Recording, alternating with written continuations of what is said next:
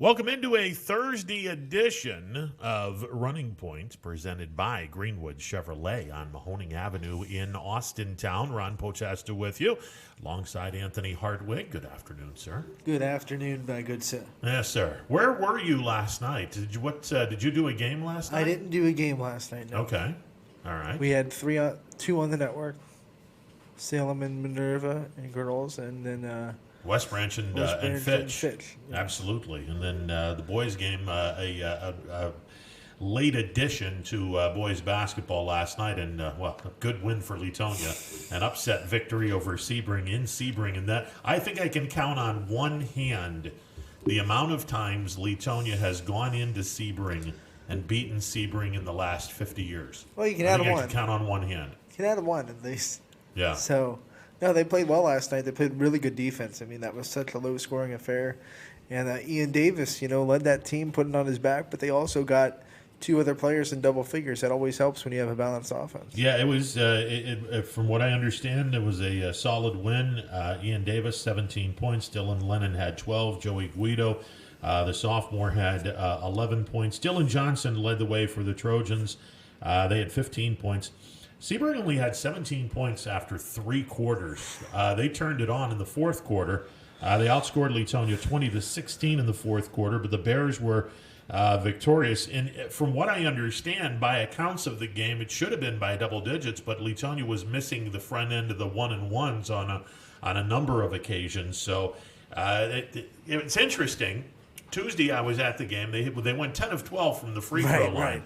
Right. Yesterday they went 9 of 20. Oof. So it's kind of an interesting scenario. But the good news is they got a victory in a place that, as I've mentioned, over the last 50 years, Sebring has been an absolute house of terror, house of horrors, house of pain for Leetonia. And I can count on one hand the amount of times they've upset Sebring in Sebring. And, of course, 9 of 20 is not what you want, but you almost doubled your times to get into the free throw line. This is true. So, I mean, you're getting there. You realize that law of averages are going to go out eventually.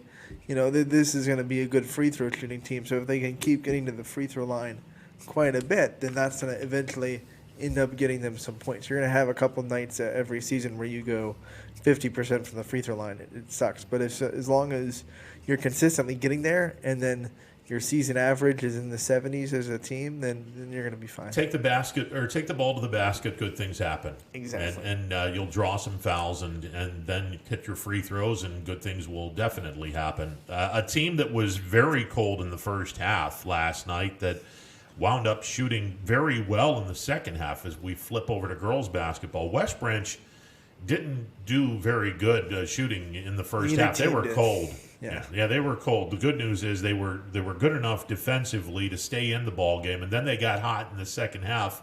They knock off Fitch. They go to 4-1 on the campaign. Anthony, you and I were talking about how this team, they lost a lot of kids, but there was still enough ingredients where maybe West Branch would be able to have a solid year, and if we look down the road, another deep tournament run. They're off to a 4-1 start, and this team hasn't exactly played a weak schedule. They've been playing some really good basketball. It doesn't get easier. Saturday they host Marlington, who's having a really strong year so far. They beat Boardman 71-41. If that's any indication of how good Marlington is going to be this year, so it doesn't get any easier for West Branch. But when you're talking about their game last night, I mean, if you're Fitch and you're saying who's the hardest defense I can possibly open up with. Yeah, I think West Branch would be good. I mean, like, first game of the year, you haven't been able to, have your normal off season, and all of a sudden you're asking your offense to go up against one of the better defenses in the area, and they struggled on offense. They really did. And not only that, I mean, the fact that West Branch had already played 4 games, there's something to be said for that as well. I mean, we'll talk about something that happened last night at Beagley that falls right into that narrative. The fact that YSU played a team that had already played a number of games, including 2 Division I opponents in Kent State and Robert Morris. And the Penguins, oh, by the way, were without Quisenberry and without Nas Bohannon, And they struggled in the first half, but they got it together in the second half and won the ball game.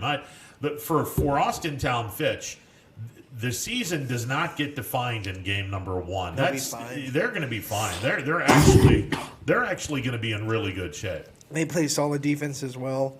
Their defense is going to be good enough to keep them in a lot of games, and their offense is going to find a rhythm. I mean, Jocelyn Jordan is a great addition to have in their team. You know, she was a little bit wishy-washy during volleyball season whether or not she'd play. Decided to play. That's a great addition because she's about 6 foot and she's got a great wingspan and she can move and she's athletic.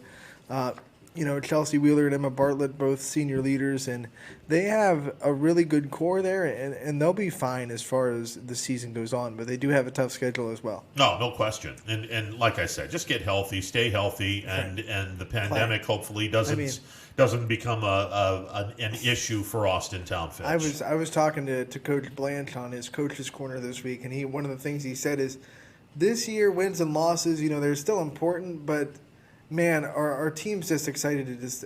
He hopes that everyone has the opportunity to just go out and play, and that's one of the things. I mean, we all want to win, and the winning and losing is still very important to these coaches and these players.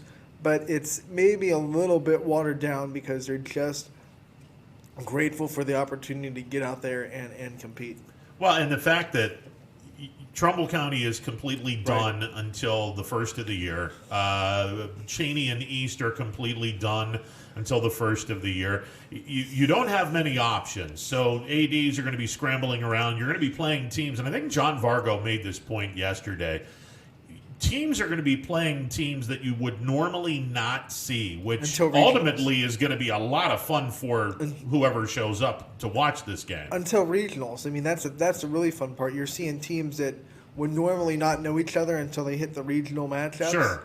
Now they're all of a sudden they're playing each other in the regular season. So when they go into those regional matchups, if they both make it, they're kind of more familiar with each other.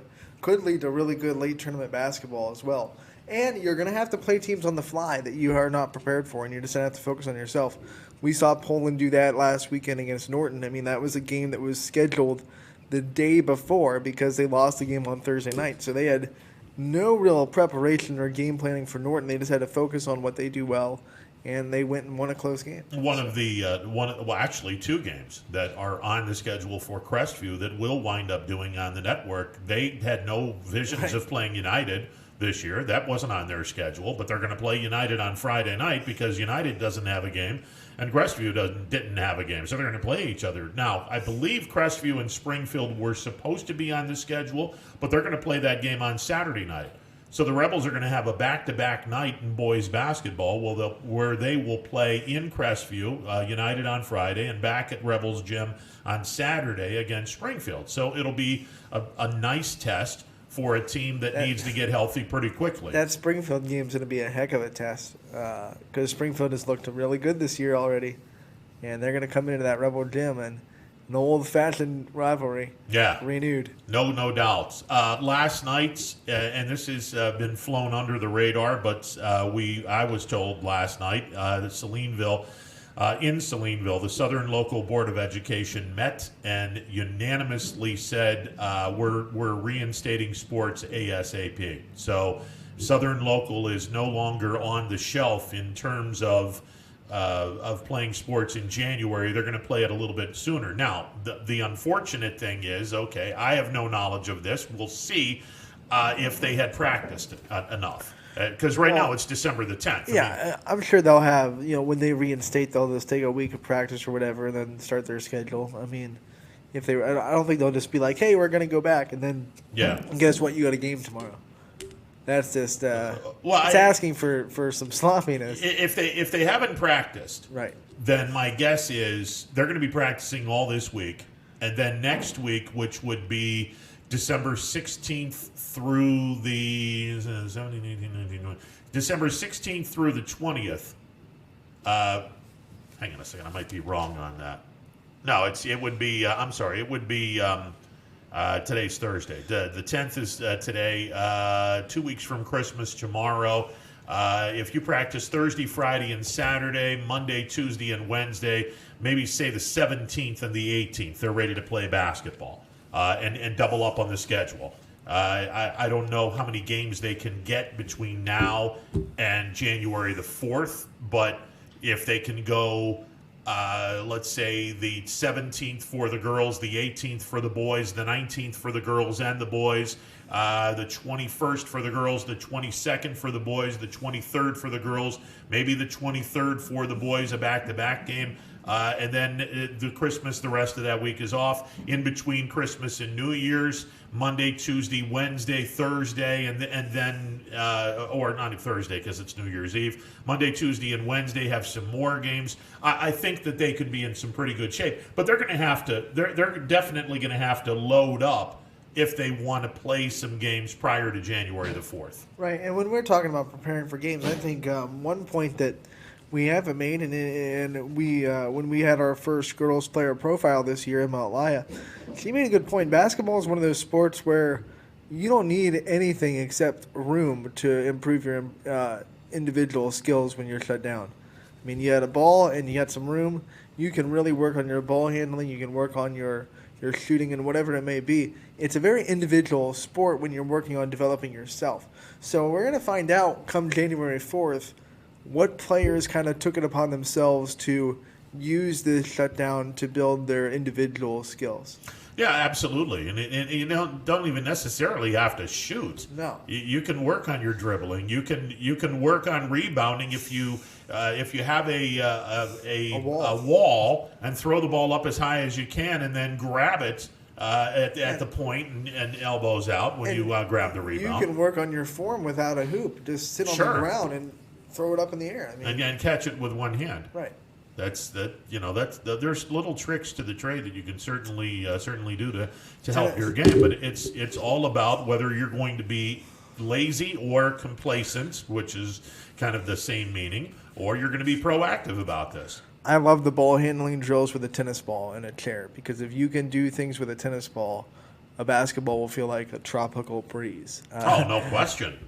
So, take your tennis ball and, sit in a chair, do all the stuff you would do with the basketball with that tennis ball. And once you get good at that, man, you better be able to do all that stuff with a basketball like this. Yeah, there's no two ways about that. There's a lot of things that a boy or girl basketball player on the high school level can do, even if your program has been shut down or you're not playing basketball for a while or not practicing. And there's things that you can do at home. In January, we're going to find out which players were and weren't taking advantage of that. Absolutely. Absolutely. Speaking of not playing in a while, the YSU, the last time we saw Youngstown State, March? I didn't see them. We heard them.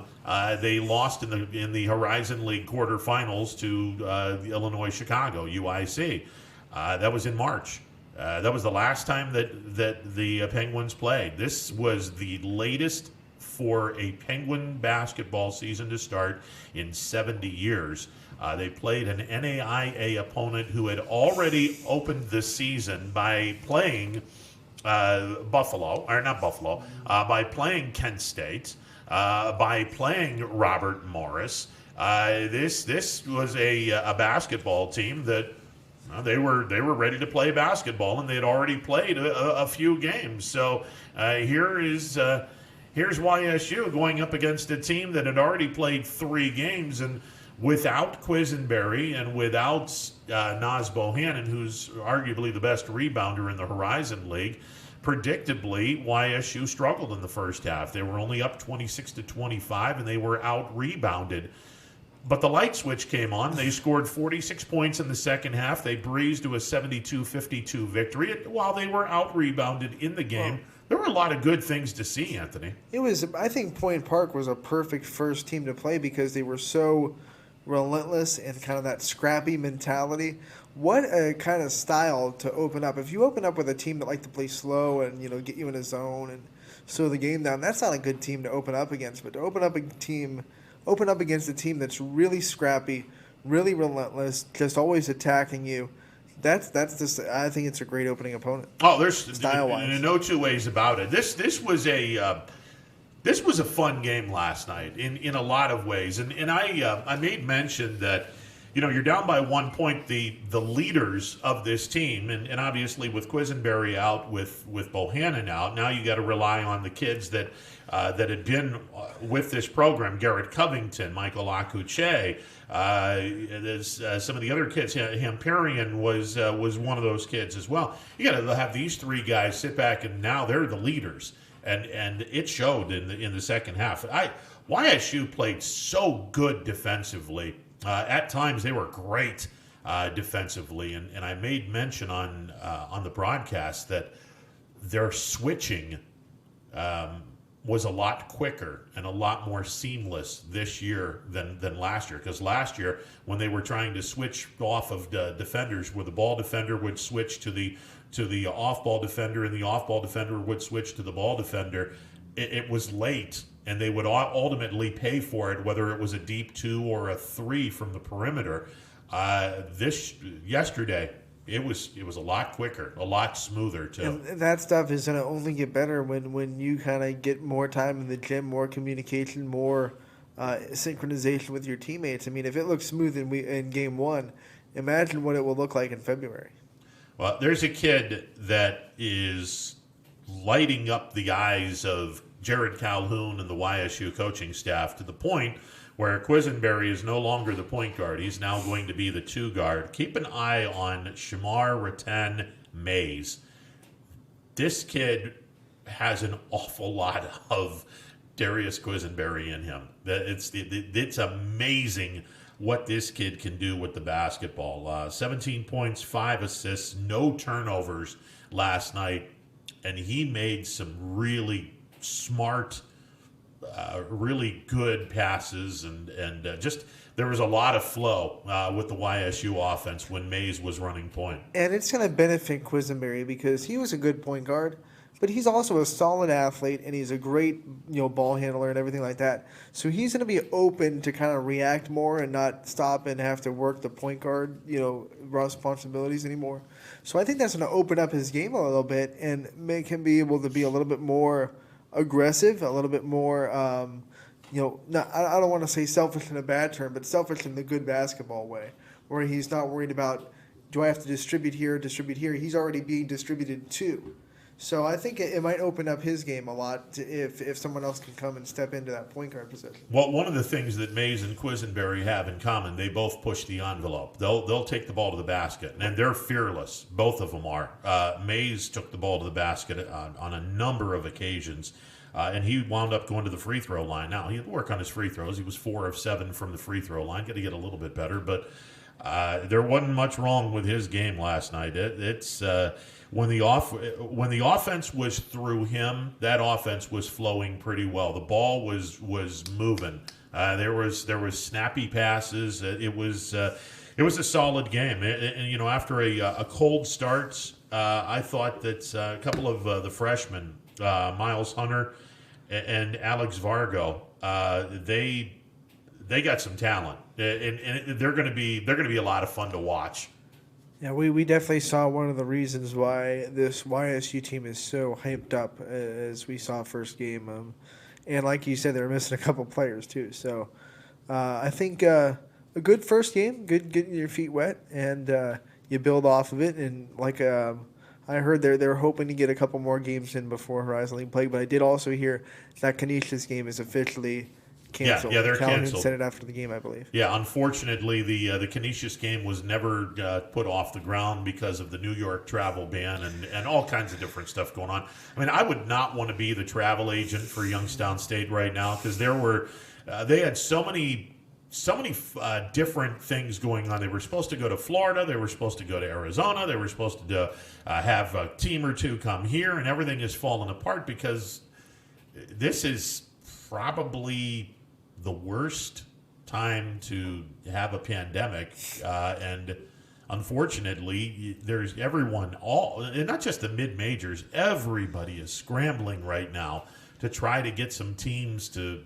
play on the fly. And even the Power 5, I mean, Wisconsin had their Big Ten ACC Challenge game canceled, and they had to quickly they found Rhode Island to come in, and Rhode Island gave them a pretty good game. So it's happening not just here YSU in the mid-major area. It's happening Power 5 big boys basketball as well. Yeah, it is definitely something that is going to be, something to keep an eye on for sure. It is, it's tough, and who knows what's going to happen. Robert Morris had their game canceled against West Virginia. Perhaps, maybe, Youngstown State could play a game against West Virginia as early as this weekend. We don't know. I know that Coach Calhoun would love to have a home game between now and December's, what would that be? December the 19th and 20th when they open up Horizon League play against Northern Kentucky. And knock on wood that you do play because, you still, you never know if a program is going to have a COVID outbreak that forces you to not have a basketball game. Robert Morris just had a COVID outbreak, so now their conference season opener against Cleveland State is in jeopardy right now. So who knows what's going to happen? Yeah, and when you're in breakout right now, so you're in quarantine for 2 weeks. That's going to be tough to open the season on the 19th. One would think that it's impossible because really. It's December. What is it? December the 10th right now. Right. So that's 9 days. Mm-hmm. Yeah, that's not 2 weeks. No, so one would think that game is gone. That and schedule. Then if you're Cleveland State, do you just try to do you try to find another game? Do you open a right? It's tough. It's tough for both teams, not just the team that's in the outbreak, the team that was scheduled to play the team that has the outbreak. Yeah. Now, Coach Krzyzewski, the Duke head football, Jesus, Ron, the head basketball coach, basically flat out said, we probably shouldn't be playing basketball right now. He's one of the only guys that could say that, and then you just say, okay. Yeah. Because he's just so much. If he says it, it's true. Because there's always this saying, but he's right in the grand scheme of things. It's probably not the best idea in the world. But they're trying. I get why they're trying. I'll give the NCAA a lot of credit for trying, because if you take away the entire season, once again, you're just, man, the mental aspect of things for everyone is just going to be crazy. And there was a lot of things different with Beagley. They had the first 3 rows of seats folded up. Rob and I were up in the second level instead of down on the floor. I saw that. Which it's different. And then the other thing is, with the NCAA playing, the thing that they're getting resources to test that a lot of people aren't. True. And there are people that are upset about that. So that's just one of the downsides of going forward and playing. And when the vaccine comes out, there are no guarantees that the vaccine is going to be distributed to any of the quote-unquote athletes. I would think, and I know this is a sports show, but I would think that we're pretty low down the food chain, because there are some slightly more important people. We're not very high on the totem pole. There's slightly more important people that need to have the antidote and the virus killer, especially if this thing is going to work as well as people say it is.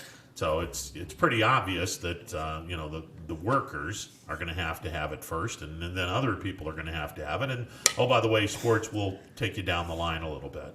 That would be wonderful in a perfect world, but it might go the other way, where we're like, hey, we got to get our athletes back. Boom.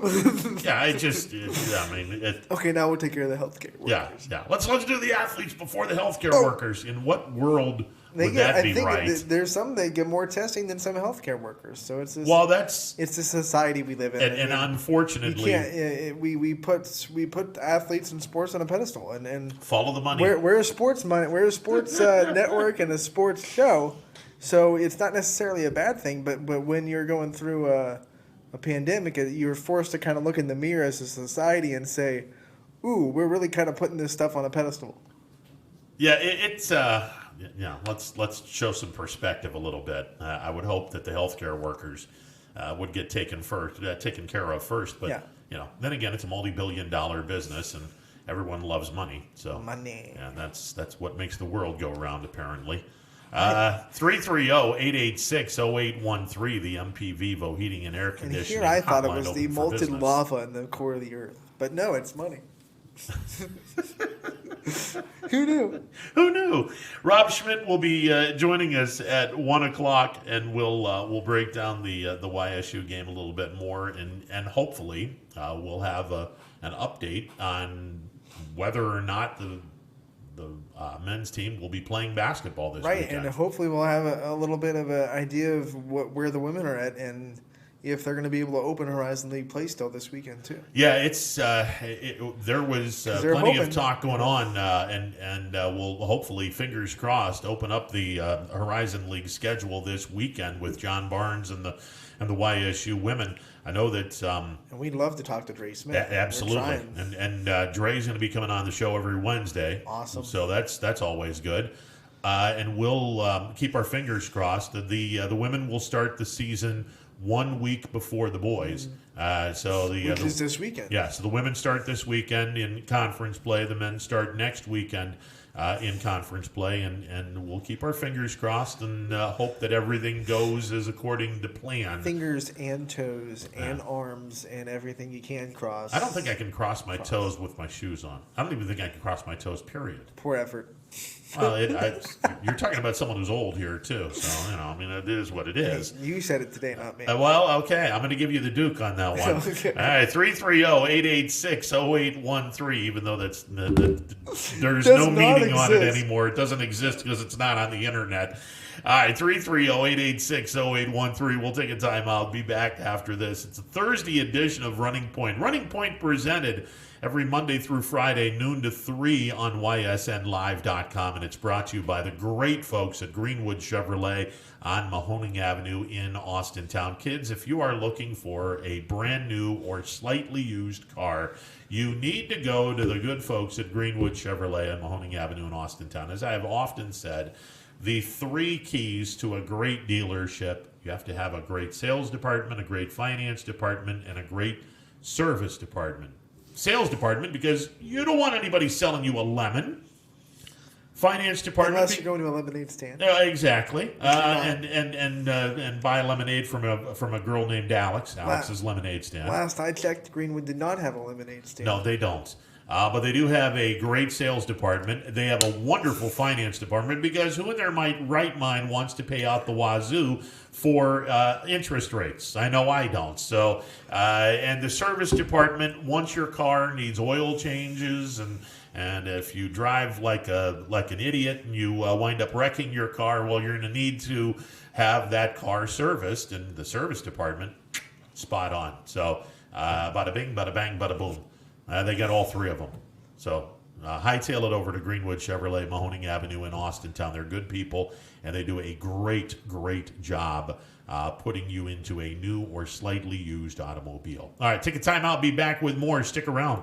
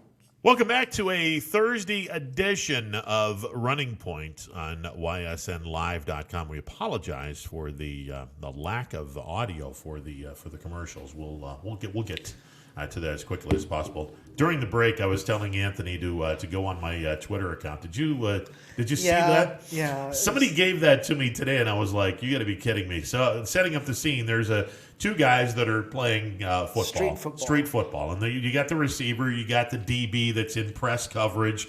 You don't see the quarterback. So the receiver's trying to do some moves, shake and bake moves to get away from the 5-yard contact. He gets away. He's got 2 steps on the guy, and he's wide open. All of a sudden, he runs into the corner of a truck. That's strong safety. Sticking out, yeah, that's strong safety. He's there to truck some people. He trucked you. He hit the hit stick. We do have a question on the Facebook page, and Robert Switko wants to know, and you're the expert, so will Buffalo beat Pittsburgh this weekend?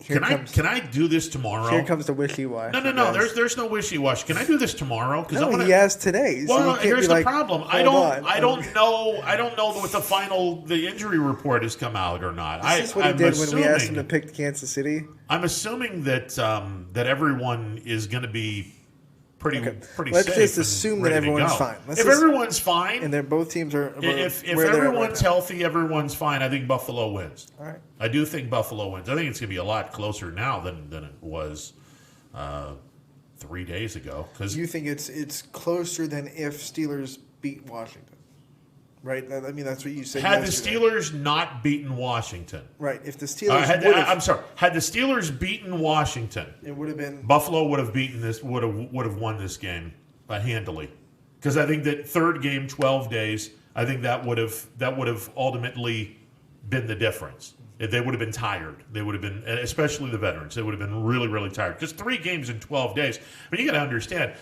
for a veteran player, you don't really get physically ready to play a football game 5 days after one game is done with.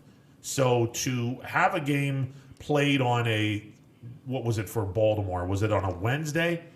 And then turn around and then play a game on Monday Thursday, Friday, Saturday, Sunday. That's 4 days. You're not even at the 5th day yet to prepare for Washington. So maybe that was the reason why Pittsburgh didn't look good when they played Washington. Now, here's the thing. They're playing on a Monday. Now you've got Tuesday, Wednesday, Thursday, Friday, Saturday. 5 days in between the Monday game to the Sunday game. Pittsburgh the veterans should be ready to go. They should be healthy. Granted, third game, 12 days, it's a lot, but they should be ready to go. And the thing that I think Pittsburgh is now going to be angry, and now that's going to translate into. Ron, I think what's holding against you guys, and I hate to say it as a Chiefs fan, it's a must-win. If they want that 1 seed, which that's the other thing. It's a must-win because you cannot count on Kansas. I mean, Kansas City still got New Orleans and Miami to deal with, but you gotta take care of business now because you're lined up right with the Chiefs. So, Big Ben in a must-win game. That's tough. That's a tall order for Buffalo. There's no two ways about that. But But Josh Allen played really well against San Francisco. Did he play well against San Francisco after a slow start? I mean, it's if you watch the game. All right, they drove down to the field, went down to about the 2 or 1 yard line, had 3 or 4 opportunities, couldn't cash it in. The play calling was a little different. Again, you got to finish what you start. Don't kick a field goal. Finish what you start. And to their credit, they went for it. They couldn't get it. The 4th down pass was kind of a terrible decision, whether it was from the offensive coordinator or the production. It was not a good call in any way, shape, or form. It wasn't executed well either. Then San Francisco drives the length of the field. They go down the field, and they go for it on 4th and goal. And to the Bills' credit, they shut out San Francisco. And then Moss fumbles the handoff, which was a legit handoff. He had his hands really, really too close together. Ball went off his hand. He ultimately got benched for most of that game for that mistake, and Singletary played pretty well. San Francisco scores a touchdown. Buffalo then, from that point on, played a damn near flawless game. It was pretty solid. I really like the matchup with Beasley and Steph Diggs against that secondary. I really like the matchup, and I would love the matchup if John Brown were healthy. What about the flip he's side not. though, with Claypool, Washington, Smith this is the against your secondary? Exactly. This is going to be where I'm like, okay. Again, had Pittsburgh slept walk and beat Washington, I think they would have been handled by Buffalo, because you didn't have that wake up, aha, the coach is pissed, we're now going to have the whip cracked on us, and that whole stuff is now out the window. And now you're looking at an angry bunch of Steelers. And to your credit, Anthony, and you're 100% right, if Pittsburgh wants home field advantage, you better start winning out, because Kansas City, okay, they've got Miami on Sunday, and that's a winnable game for the Dolphins. They got New Orleans, and Breeze is going to be back. That might be a Super Bowl preview, and that's a winnable game for the Saints. Question is, but Kansas City's just really good. And that game comes back. New Orleans will have the decision whether or not to go with Breeze or keep Taysom Hill in, because Taysom Hill hasn't lost a game as a No, he hasn't. He hasn't. I mean, that's an interesting decision. He would cater more to the ball control offense that you need to kind of beat Kansas City. I don't think, even with Drew Brees, I don't think you want to get into a shootout. No. So it's a tough decision. It is. It's a real tough decision. Here's where I think the game is going to be won or lost. But obviously, up front is obviously the big key. The defensive line for Pittsburgh against Buffalo's offensive line is going to be huge. But the game is going to be won or lost in the running game, because both Buffalo and Pittsburgh's running attack is terrible. And whoever can get some pressure off of their quarterback, I think that's the team that will ultimately Singletary win. played pretty well against Singletary did a nice job, but he didn't get a lot of yards per rush. They just fed him the ball, and he got yards because he averaged, I think, 3.7, which is below average for a running back. Let's go to Tony. Tony, you're on the MP Vivo Heating and Air Conditioning Hotline. What's going on? Hey, first of all, how would you rate San Francisco? And I know they're hurt, but the team on the field, how would you rate that team? Well, other than Bosa, their defense was healthy for the first time in 6 weeks, and they were physical, and they popped Buffalo a few times, and they were playing extremely physical. That's a very good defense with or without Bosa. Now, it's a great defense with Bosa, but it's a very good defense still, even without Joey Bosa. So on the other side, Nick Bosa. So defensively, they're in pretty good shape, and again, they were healthy. There are no excuses for San Francisco. Josh Allen carved them up on Monday night.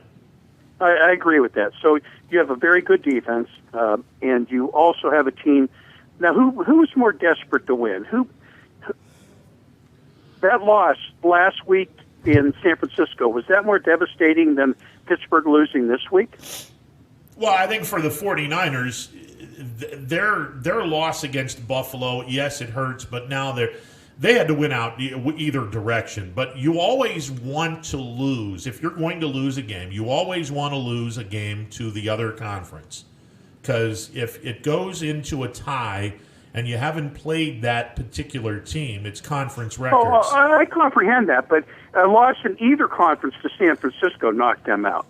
No, San Francisco's not knocked out. They can still, but they have to win out now, and they have to hope for some other things to happen. But San Francisco they wouldn't have to do as much. They wouldn't have to do as much hoping if they would have beat Buffalo. So I agree with that.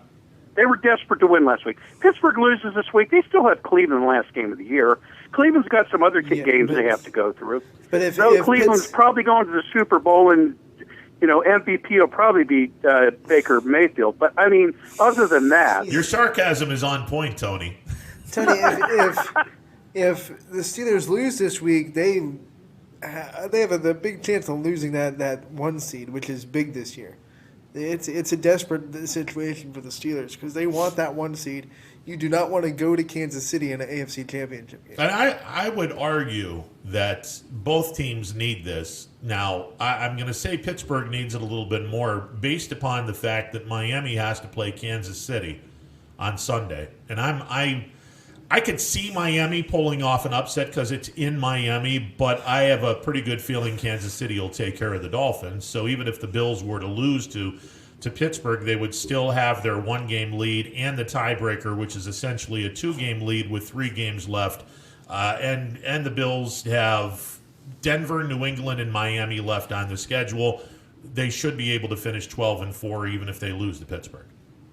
Yeah, I don't think going to Miami is really going to hurt Tyreek Hill and Kelsey and Mahomes. I think they'd be happy to get out of potentially snowy, cold weather. So well, I mean, you also have to hope and pray they don't go to South Beach and have fun on Saturday night.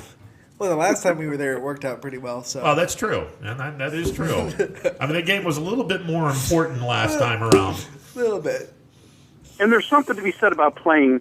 Somebody made the comment about you win. You know, almost advocating losing so you can win the next week. Well, that's not the history with Buffalo. Buffalo loses in streaks and wins in streaks too. So, would they go at the end of last year? So, I think they've learned their lesson from last year. And we talk about Tomlin and him as a coach, and he has a great body of work. But he and McDermott are cut from the same cloth. They're two peas in the same pod. I mean, they played college football together. McDermott grew up under Andy Reid and Rivera in when he was in Carolinas. Yeah. McDermott's not a slouch. No, they're both hard-nosed. They both expect an awful lot from their players. I'm a big fan of both of these guys. Now, the difference between Tomlin and McDermott, Tomlin's been to the summit, and he's actually got a Super Bowl title to show for it, where McDermott hasn't won a playoff game yet. So there's a big difference between the two. In his what?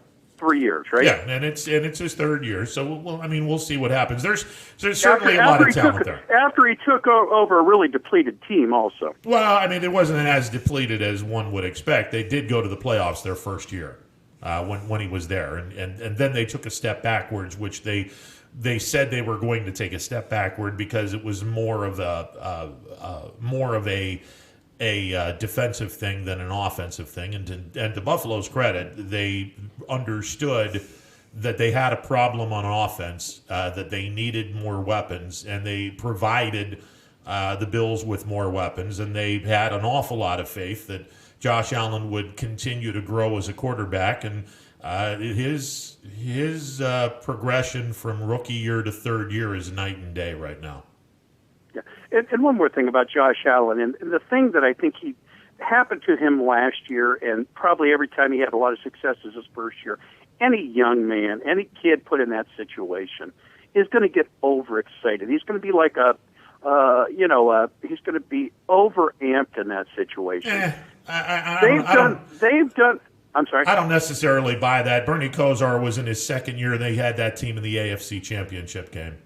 I mean, it just depends on it depends on the talent around him. It depends on the veterans around him. It depends on an awful lot of stuff. Mahomes won a Super Bowl second year starting. There's some variables. But there was a lot of success behind Kansas City and Mahomes before he won that. And his first year, he wasn't put in a situation where he had the opportunity to fail. He sat on the bench the first year behind behind Alex Smith, sure. Right. So he had an opportunity to learn a lot and learn how to manage his emotion and the way he approached the game. Josh Allen was a kid. He got thrown into that, and he was a kid who was underdeveloped in very limited time in a small program. So I guess my point is I think McDermott and the Bills and Josh Allen have learned a lot by, what's the saying? You're never as good as you think you are when you win, and you're never as bad as you think you are when you lose. This is true. Keep an even keel. And I think Allen's there now. I think the team's there now. Though they're having a lot of fun, and there's something to be said about playing loose. I'm sorry. Well, look, I mean, I'll be really interested in seeing what they do against Pittsburgh on Sunday, because this is a huge test. Make no mistake about it. And I know there's going to be a lot of people that are like, oh, well, the Steelers, they're the worst 11-1 team we've ever seen. Okay, well, they're still 11-1, and they're right now the best team in the AFC record-wise. And it's a huge test, and I think that as I mentioned earlier in the week, I think if Buffalo can knock off Pittsburgh on Sunday, the expectation level for Bills fans should be AFC Championship game appearance, or it is a disappointing finish. One more point, and we think about the Pittsburgh Steelers, and Claypool is just playing so well right now, and they had Smith, or whatever his name is, both great receivers, and they have more depth than that. But San Francisco didn't come in without receivers.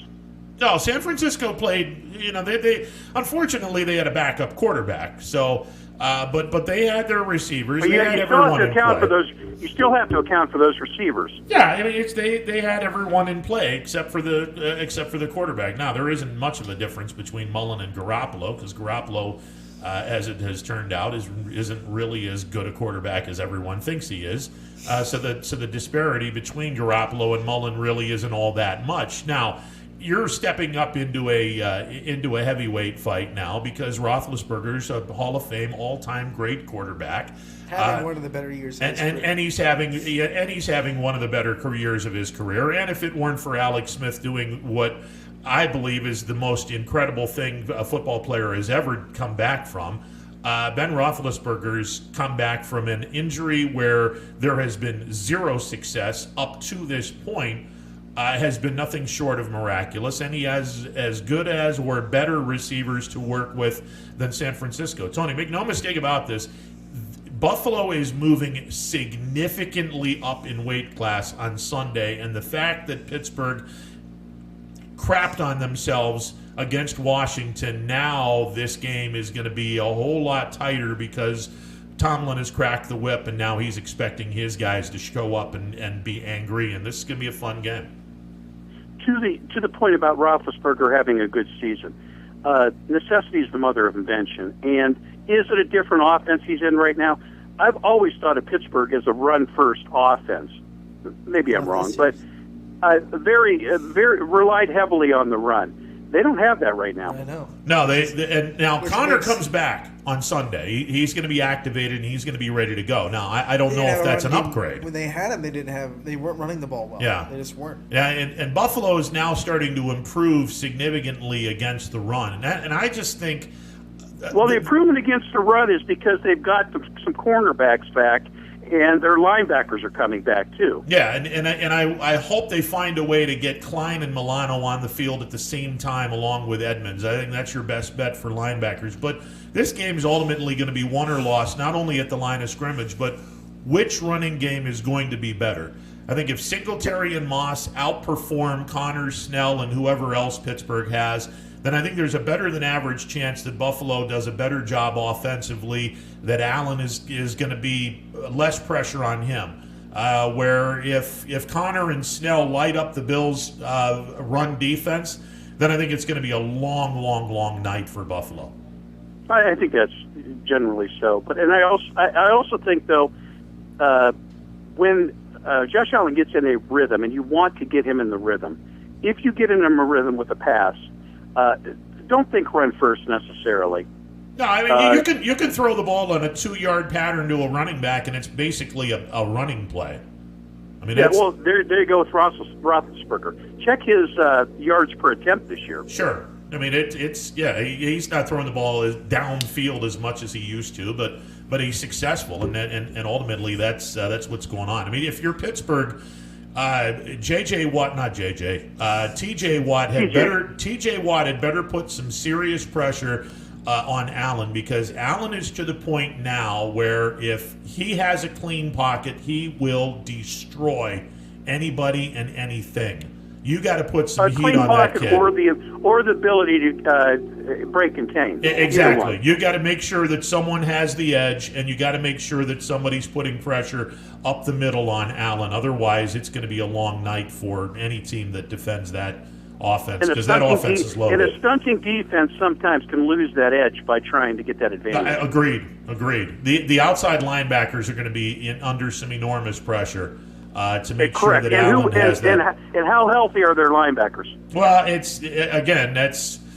we'll see what happens with that. I mean, T.J. Watt is to the blind side of Josh Allen, so that's where the number one concern for the Bills should be, because that guy, you gotta find someone to block him, and you got to make sure that he's held accountable. Otherwise, it's a long night. And to your point about nickelback, getting the three linebackers in at one time, they've been using a cornerback as a nickelback in the absence of Milano. I know. And Milano's a great cover guy. Well, and the other thing Milano brings to the table that we saw on Sunday night, the unexpected blitz that Leslie Frazier will throw out, and he went up the middle and just absolutely destroyed Mullins and had him throw the ball early. If you get pressure up the middle on Ben, like any other older quarterback, up the middle pressure will destroy a veteran older quarterback. That says a lot about his pec too, I think, because I think Leslie Frazier doesn't take that chance unless he's positive that thing is fully knitted. Yeah, and he didn't get a lot of snaps, which I liked. You put him in certain situations. Now, give him a full boat to deal with, and let's see how many snaps he can play. And again, you get creative. Let's put Klein and Milano on the field at the same time, and let's see what happens. But make no mistake, this game on Sunday night, now that the Steelers got their heavy dose of reality slapped upside their head, this is going to be a really, really good football game and a great test for Buffalo to see where they are, because Pittsburgh is an elite team. I agree with that. And one of the things that Pittsburgh will come out to do is try to intimidate. Every loss except for that, well, even that loss, the three losses that Buffalo's had this year, teams came out and tried to intimidate them. Tennessee definitely did intimidate them. And what was their other loss? Kansas City and Arizona. Arizona. I mean, there's a dynamic defense coming at you. Yeah. And but they still answered that, except for that Hail Mary. By the way, I looked it up because you asked, so I don't want to interrupt, but I did look it up. Right now, Ben in this season is 6.9 yards per attempt. His career is 7.8. So he's about a yard below his. He's not career throwing average. down the field. He's more or less dinking and dunking, which is, I mean, he's reinvented himself. He's actually just as good dinking and dunking as he was throwing the ball down the field. Without getting too deep, Anthony, I'm wondering if a lot of those with Claypool and some of the dynamic receivers they have aren't catch and run type yardages. Yards per attempt doesn't tag in for yards after catch. It goes in hand with it. Yeah. So we don't know how many how much yak is going on. We just know it's 6.9 right now. In his career, it's 7.8. So he's about a yard under his career average. But my point is that we can't account for how much of it's run after catch right now. Yeah, that goes hand in hand. And we know he was going with AB. He was going deep, wasn't he? Oh yeah, he was going deep an awful lot more. This will be a fun game. This will be a fun game. Tony, thanks for the call. Hey, have a good day. I appreciate it. 330-886-0813, the MP Vivo Heating and Air Conditioning hotline open for business. Rob Schmidt will be calling in at about 1 o'clock. We'll talk some his longest touchdown basketball of the year this year is 84, so I don't know if... That was catch and run. You don't know that. Yeah. Oh, stop that. He doesn't throw the ball 84 yards. Even when his elbow was good, he couldn't throw it 84 yards. What if he threw it 40 and it was a catch and run? That's a still a long throw. Yeah, okay. That's solid. No, look, I think it's going to be a great game. I do. I think it's going to be a lot closer now. And I'm, me, I'm always looking at what the wise guys have to say, because when they set the line, a lot of people believe, and this is conspiracy 101, that the folks in Vegas have a little bit more knowledge than anybody else. Well, they build big buildings in Vegas for a reason. We'll leave it at that. This game, prior to Pittsburgh losing to Washington, the Steelers opened up as a 2.5-point favorite in Buffalo. Now, granted, home field advantage is pretty much out the window because there's nobody. They have no fans in New York. They're not allowed any fans. Where limited fans in PA, limited fans in Ohio, no fans allowed in New York. So there's no home field advantage whatsoever. Pittsburgh opening line was 2.5. Which isn't with Pittsburgh, but with other teams, the weather's bad. Yeah, well, and it could be, but Sunday night, I don't even know what the forecast is going to be like in Orchard Park. I guess I should look it up. It's Buffalo. It's going to be brutal. It's flipped. It's flipped. This line has gone 5 points the other way.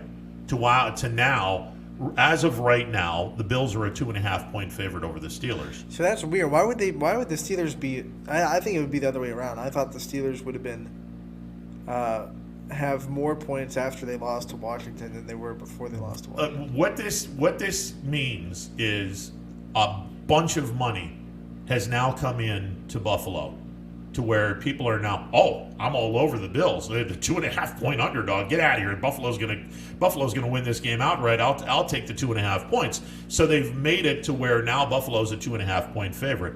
I don't follow the money with the fans, because the fans are normally wrong in this, which is another reason why I think this game is going to be a lot more interesting than one would think. Sunday's forecast, it's going to be a disgusting night in Buffalo. Go figure. The day is going to be windy, rain showers, overcast skies later in the day, a high in Orchard Park of 44 degrees. Overcast skies on Saturday night. The wind is going to be 10 to 20 miles an hour. The low is going to be 30. So not necessarily any snow, which is what normally you'll see in December in Orchard Park. And for those that are Orchard Park is where Lake Erie is at its southernmost point in New York. That's where Orchard Park is. Orchard Park is snow multiplied by about 100 from here. So when we measure snow in inches in the wintertime, they measure snow by feet in the wintertime. They get a ridiculous amount of snow. They're like 3 inches of snow. Hold on, I can still find my golf ball. Yeah, exactly. They'll barbecue with a foot of snow on the ground. They got no problems with that. But when you're talking about this game, 3 games in 12 days still takes its effect. Oh, absolutely, even it though does. the Steelers are really motivated, it's still going to be. Keep in mind, one of those games was that knockdown drag out against the Ravens, especially late, like third and fourth quarter, second half, when that really starts to really hit you and the adrenaline wears off a little bit. I don't know. I don't know how to pick this game. I think I would pick right now. I'd pick Pittsburgh because it's almost a must-win, but I wouldn't be shocked if Buffalo won. But I would pick Pittsburgh. This will be a field goal either way, and I think that I'm going to pick Buffalo because I originally said I think the Bills can beat Pittsburgh. I'm going to say a field goal either way. I'll take the Bills by a field goal, but this is going to be an unbelievably good game, and it's a great test. It's a great test for both teams, because whether Steeler fans want to buy into Buffalo or not, they're one of the 3 or 4 best teams in the AFC, and if Pittsburgh wants to get back on track, here's a great game for them to get back on track. For the Bills, look, Buffalo hasn't been to the summit. I mean, they've been there 4 times in the early 90s, and they didn't come away with a Vince Lombardi trophy. Pittsburgh has, how many of those? 6 of them? 6, 7? They've got a ridiculous amount of Super Bowls, and they have been the benchmark NFL organization, one of the benchmark organizations, since 1972. When they first started getting back into when they went into the postseason for the first time.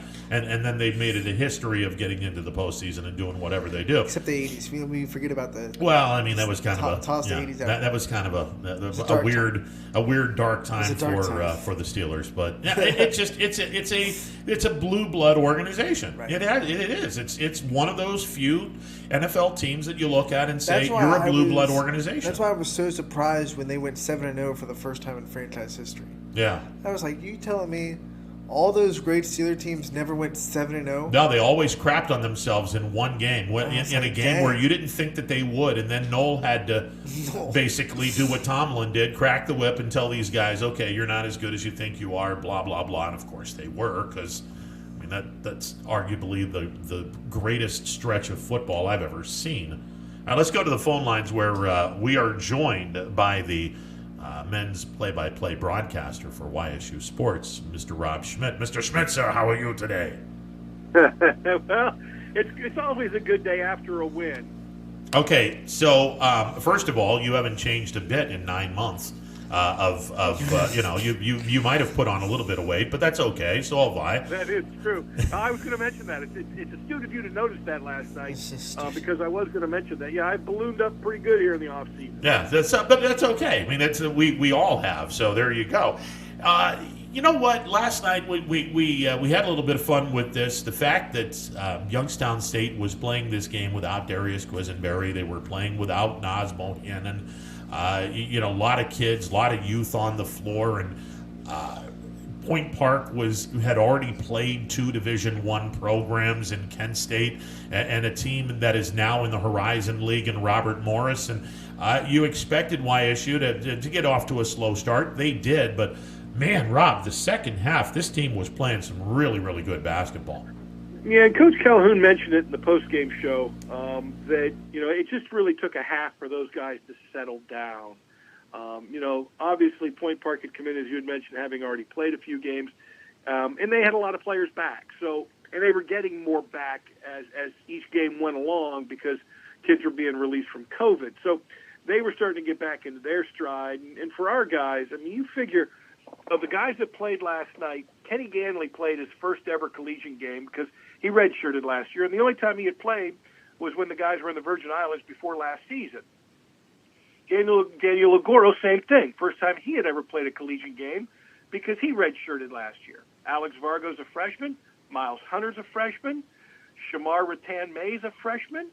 Shek Trevore is a freshman. Will Dunn, a freshman. Right there, that's the bulk of who played last night. So it's easy to see why they struggled in the first 20 minutes. Oh, there's no question. And I thought that you can tell there's an awful lot of talent between Dunn and Vargo and how they shoot the ball. And they were tight. There's no two ways about that. Both of these guys were pretty tight. But I thought that Dunn did a pretty nice job in the second half. I think he went 2 for 4 in the second half. And Vargo wound up 3 for 9 in the second half, drilled a couple of key hoops. And there's some potential. There's a lot of potential with these freshman kids. I know I'm pointing out Dunn and Hunter, but there's a lot of potential with a lot of these freshman kids. Well, I think with Will Dunn, he draws a start, probably a little unexpected, but, he struggled with his three-point shooting a little bit, but, that'll come around. I think they have confidence in him. Alex Vargo wasn't shy last night. They told him to keep shooting it. But the kid that really jumped out to me, in addition to Shimar Rattan Mays, who I think, lived up to some of his preseason billing, was Miles Hunter, who hadn't really practiced a lot with these guys, only played 10.5 minutes, but I was impressed with his length. He's 6'5", a freshman out of Charlotte, North Carolina. When he visited here, it was he and Sheck that came together on their visit. But I thought his length was impressive. I had not seen him play in person until last night, and I was really impressed with his length. I think if he can kind of, get back into the flow and practice and figure out his role, he could be a matchup problem, depending where they put him. If they're going to run him at the 3, 2, 3, or 4, I think he could be a matchup problem because of his length. We talked about it earlier on the show. When you look at the style of basketball that Point Park plays and the scrappiness and the relentlessness, you got to be happy with that first opponent rather than like somebody that likes to slow down the game. You really want someone that come and pushes the tempo. I think when you're looking at a first opponent, you couldn't have asked for a better style than what Point Park brought to the table. That's a good point. We mentioned that this morning. I think probably, here in the office, we all felt that, say what you want. Everybody wants to go out and play the big dog right away. I thought Point Park was a perfect season opening opponent. They had already played a couple of D1s. We were their third in a span of 8 days. So, they weren't intimidated by coming here. Coach Lewandowski has a lot of players back. I thought his guards all looked the same. They were all about 5'9", 5'10", 5'11". They all looked about the same. They didn't shoot it overly well, but they all had that same style of play. And the only thing that was a little concerning, and this is where the loss of Naz Bohannon for a game factored in, was we were out-rebounded in that game last night. Even though our guys controlled the offensive glass, Point Park still out-rebounded YSU, and that's because they had a 7-footer, and then a kid at 6'5", and Garrett McHenry, who really hustles a lot like Naz Bohannon, undersized for his position, but can really go and get it. And I thought that was one of the things they're going to have to work on if they don't have Nas for another game or two, is trying to rebound a little bit better. Rob Schmidt joining us on the MP Vivo Heating and Air Conditioning Hotline. Okay, the guy that basically stole the night was a guy that everyone is going to be looking at as a freshman, Shimar Rattan Mays. This kid is so good, they've decided to move Quisenberry over to the 2, which I actually, okay, they're going to be undersized. Quisenberry at 6'1" as a 2 guard. But I love the fact that you have Mays and Quisenberry, both fearless, both ready to take the ball to the basket, ready to draw contact, ready to go to the free throw line, and they both take care of the ball exceptionally well. Some of Mays' passes were not freshman-like passes. This kid can play. Well, with both of them, it gives you two really good ball handlers, so it'll be tough to kind of trap and pick you up full court. So that gives you an advantage there. Darius, as we all saw last year, can get to the basket anytime he wants. And I don't care who we're playing. It can be Duke and Ohio State. And, you might want to scoff at that, but I'm telling you, Darius can get to the basket anytime he wants. So, you saw last night Shimar hit 3 threes. That will open up, if he can continue to hit those threes, that'll help open up, and people can't sag in on the basket. So I think it's a nice complement, 1 and 2, and you can always bring Darius back to the point if one of these other newcomers starts to balance out at the 2. So it just gives the coaching staff another variable and just another way to rotate these guys around and make matchup problems, which really is what it's all about. Rob, you and I were talking a little bit about last night's game with the guys that we needed to see more of without Quisenberry and without Naz Bohanna, and that's Michael Akuche and Garrett Covington, and both of these kids delivered the goods. Covington had a double-double, 11 points, 10 rebounds. Akuche had 13 points, 7 rebounds, and the stat that I absolutely loved about Akuche was the fact that he only committed 1 foul the entire game. No, you're right. We talked about that during the broadcast, and I'm sitting here with Jamie Hall, the men's basketball sports information contact, and he had pointed out that's Garrett's second career double-double. So, when you've got guys like that, seniors, that need to step up, that was nice to see. Garrett had a lot of point-blank shots that he'll eventually make, but it was nice to see him get to the basket and lead that team in rebounding. They needed that last night. He had 4 assists in addition to his double-double. So that was important. And, Akuche knocked down a couple of threes. That's a big part of his game, and it really helped stoke his enthusiasm and his confidence when he could start making those shots. So, that was nice to kind of see fall into place last night moving forward. One of the other things that impressed me a great deal, and I understand this is an NAIA team, but this is also an NAIA team that had played 2 different Division I teams, and YSU was able to hold this team to 52 points. Now, go to the 2 teams that Point Park played, the 2 Division I programs. Kent State held Point Park to 41 points. All right, YSU held them to 52. Robert Morris, who is new to the Horizon League, and we'll see him 2 times, they gave up 57. So I thought that Youngstown State defensively, and particularly the fact that they were able to switch off so seamlessly, and it didn't hurt them nearly as much as it did in years gone by, in the first 3 years of Jared Calhoun's coaching, where the switches were slow to the point where guys were getting open threes and burying perimeter shots. The switching last night was so much quicker, so much more just dominant there, where the defense they played exceptionally well defensively. Well, and that's only going to get better the more that they get a chance to practice. Remember, they went through 2 separate stints in November of being quarantined, so they virtually lost a month of practice time. So that's only going to improve over these next several weeks, and I think a lot of teams in the country are in the same boat. You've had such a disruptive schedule for your preseason, whether it's been practice or playing, that I don't, these teams aren't going to really start playing better until January. So I think you'll see that only get better, and I think it'll get much better once you get Quiz and Nas back into the lineup.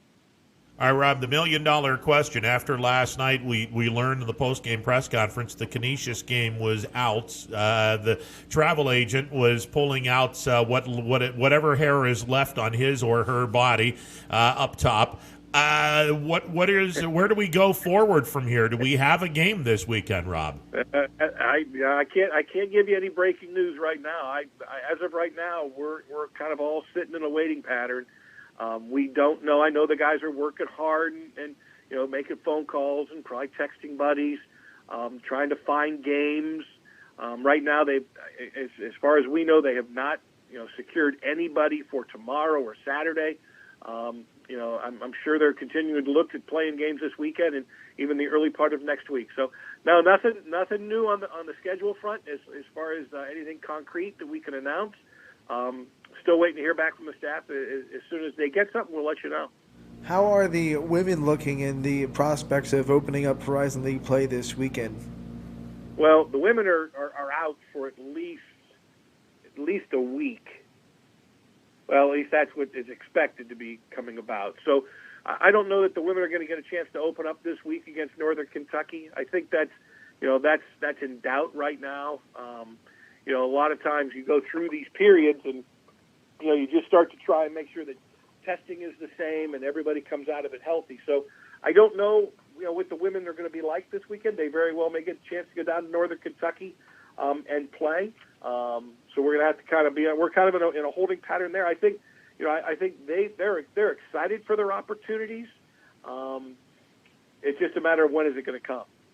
Is it a matter of one of our kids or one of our staff with COVID, or is it Northern Kentucky? Nah, that I don't know. I'm not close enough to the program to have an idea one way or the other. So I don't know. So I think we're kind of waiting for some tests.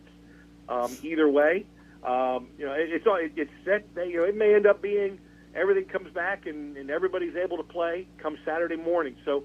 And there's been games where teams have flown into an arena and been told that day that they're not playing. So that's why it's this crazy thing where you've always got the yellow flag up as a precautionary measure.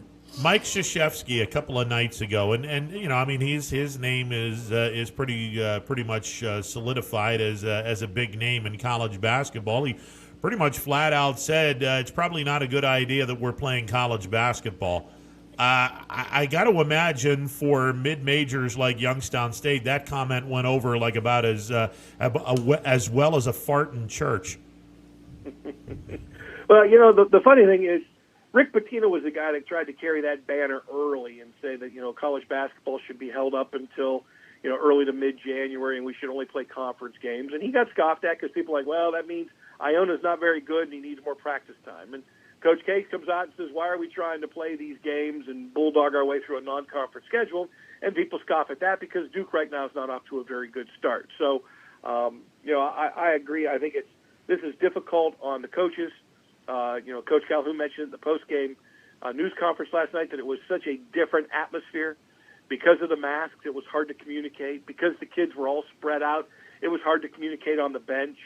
As they try to wrap their hands around this virus, the uncertainty, as we just get to talking about our women's program, the uncertainty of week to week makes it very difficult. The uncertainty of our guys trying to find a game this weekend makes it difficult. So you just got to be ready to go at a moment's notice. I don't really, in honesty, I don't even know if we'd have waited till January 1st or January 15th that we'd be in a better situation other than playing just league games. Yeah, and when you look at it, it's tough, but football's doing the same thing. They're grinding through it, and I get where Coach K is coming from. In the grand scheme of things, maybe basketball is not the most important thing to have going, but you got to look at the mirrors of society and where we put sports, and because of that, it's kind of important to kind of get out and start competing as athletes. I couldn't agree with you more. I got so many messages last night after the game and before the game. It's good to have a game again. My next door neighbor came to the game. I had other people who are staunch Penguins fans had a chance to come to the game last night, and I think they welcome that opportunity. Those that couldn't come, I think we're excited just to at least have something to listen to and have somebody to root for. So, no, you're right. I think, where the NFL has tried to at least make its way through this, I think they realize that, it is a joining factor. Communities come together, fans come together, whether you're in person or watching or listening. So it's important. I think it's great for the kids to actually have something to look forward to now. And that's really what this is all about. Your student athletes, without what they do now as student athletes, and remember, athletes is part of that, they're going to class. This gives them, it excites them. It gives them something to look forward to. It breaks up the monotony of going to class and taking finals and writing essays. So, I think it was important for our guys to actually get out on the floor last night, play a game, and get that first one under their belt. Pay no attention to those calls and letters from people saying the color commentator was terrible last night, okay? No, I got none of that. In fact, who actually was it that I got an email from a good friend of ours here in the athletic department that said it was very nice to have you on the broadcast. That's my agent. That's my agent, by the way. My agent. A lot of people like this. They don't have to listen to me for 2.5 hours. When did you get an agent? Yeah. Like I can afford an agent. Rob Schmidt joining me on the MP Vivo Heating and Air Conditioning Hotline. Rob, obviously there's a lot of excitement, there's a lot of interest, and there are a lot of people that have been looking forward to this basketball season. And pandemic or not, last night's everyone got a taste of what could very well be an interesting and really interesting in a good way basketball season. As we go back to last night's game, and I'm always looking ahead because I guess all radio and media types love to look ahead. Good God, if we can get the production from the outside shooting from Dunn and Vargo and Hunter and some of these other guys, and that opens up the inside with Bohannon and Akuche and some of these other guys. It's an unstoppable offense. If the offense, if the perimeter shooting is there, YSU has an unstoppable offense. Well, it's everybody right now is still kind of uncertain about one another. People look at what Detroit Mercy has done, and despite being 0-3, they've been impressive. They've got two nice post players, that didn't really contribute last year. And Antoine Davis continues to be one of the top scorers in the country. And he didn't even shoot it that well the other night from beyond the arc, and they were still in that game against Michigan State. So I think some people have had their eyes opened at how well Detroit Mercy has played. I think there's some pieces around Antoine Davis. Wright State, which is supposed to be the best team in this league, I think is much different without Loudon Love in the lineup. You had a chance to watch them a couple times so far this year, and when he's not on the floor, they're not nearly as good a team. So, I think Oakland, with Rashad Williams healthy, is a much different basketball team when he's not on the floor. So, I think you're going to see a lot of uncertainty until everybody kind of gets into the flow. Obviously, our prospects are very bright. I think UIC is an interesting team. We haven't seen them in a lot of transfers and a new coach. They're going to be a team that's going to come here and not be intimidated. It's a completely new UIC team. So that's what makes it difficult. It's hard to predict right now a little bit about each team because each team's got some new players. They've got some kids that maybe or maybe not will step up in their second or third year on the program. That's what's going to make this very interesting this season. There is potential not just for Youngstown State, but for the entire Horizon League. This is a mid-major conference, and some folks like to sit back and say, okay, at middle-of-the-pack, mid-major conference. I think there's a lot of potential for this conference to be a conference where maybe not this year, but next year, multiple teams in the NCAA tournament. I think that is not out of the realm of possibility, Rob. There's that much talent in this conference. Well, I mean, that's always been Commissioner Lecrone's goal, is to make it a multi-bid league. It's still got a ways to go. The league's made improvements. It's not like it was in its golden era, when you had Milwaukee and Butler or Valpo, but primarily when Milwaukee was in its heyday under Bruce Pearl and Butler was making its run to the national championship. And, then even teams. The funny thing is, in the golden era, we used to battle Loyola all the time, and we were always, in the second half of the league. But Loyola always had some nice players, and we've always had some nice pieces. That's how good that league was now. So now you get some pieces, and you can make a run at this league. But I think you're right. I think you're starting to see some teams kind of reload. They're starting to once again emerge as some talented basketball teams and trying to make this conference what it used to be. Yeah, and the formula for that, for having multiple teams for a conference like Horizon League, is just have one of these teams beat one of the mid-majors that they're playing, because we saw it happen in Horizon League volleyball the last season that the volleyball had. They had Wright State win the Horizon League regular season and beat Notre Dame early in the year, and they got into the tournament even though they didn't win the Horizon League tournament. So no, you're right. There's definitely a formula there for it to happen. No, and that's how Butler and Milwaukee made it. That's how we had multi-bid leagues in the past, was because Butler would go out and they would knock off Indiana. They'd win the Crossroad Classic, or they'd go win the Maui Invitational. Butler would go build up a really solid non-league resume, and then they'd get beat by Wright State in the championship game. So that year we had Butler and Wright State in the NCAA tournament. You had a multi-bid league. Milwaukee was in a similar situation along with Butler. So you're right. You have to build up. You got to go play somebody and beat somebody. Now, not everybody has two NBA players like Butler did at that time, with Gordon Hayward and Shelvin Mack, and maybe one of the smartest players, Jamie's sitting here, Jamie will agree, one of the smartest players we've ever seen in this league in Matt Howard. That was a special team that Butler had.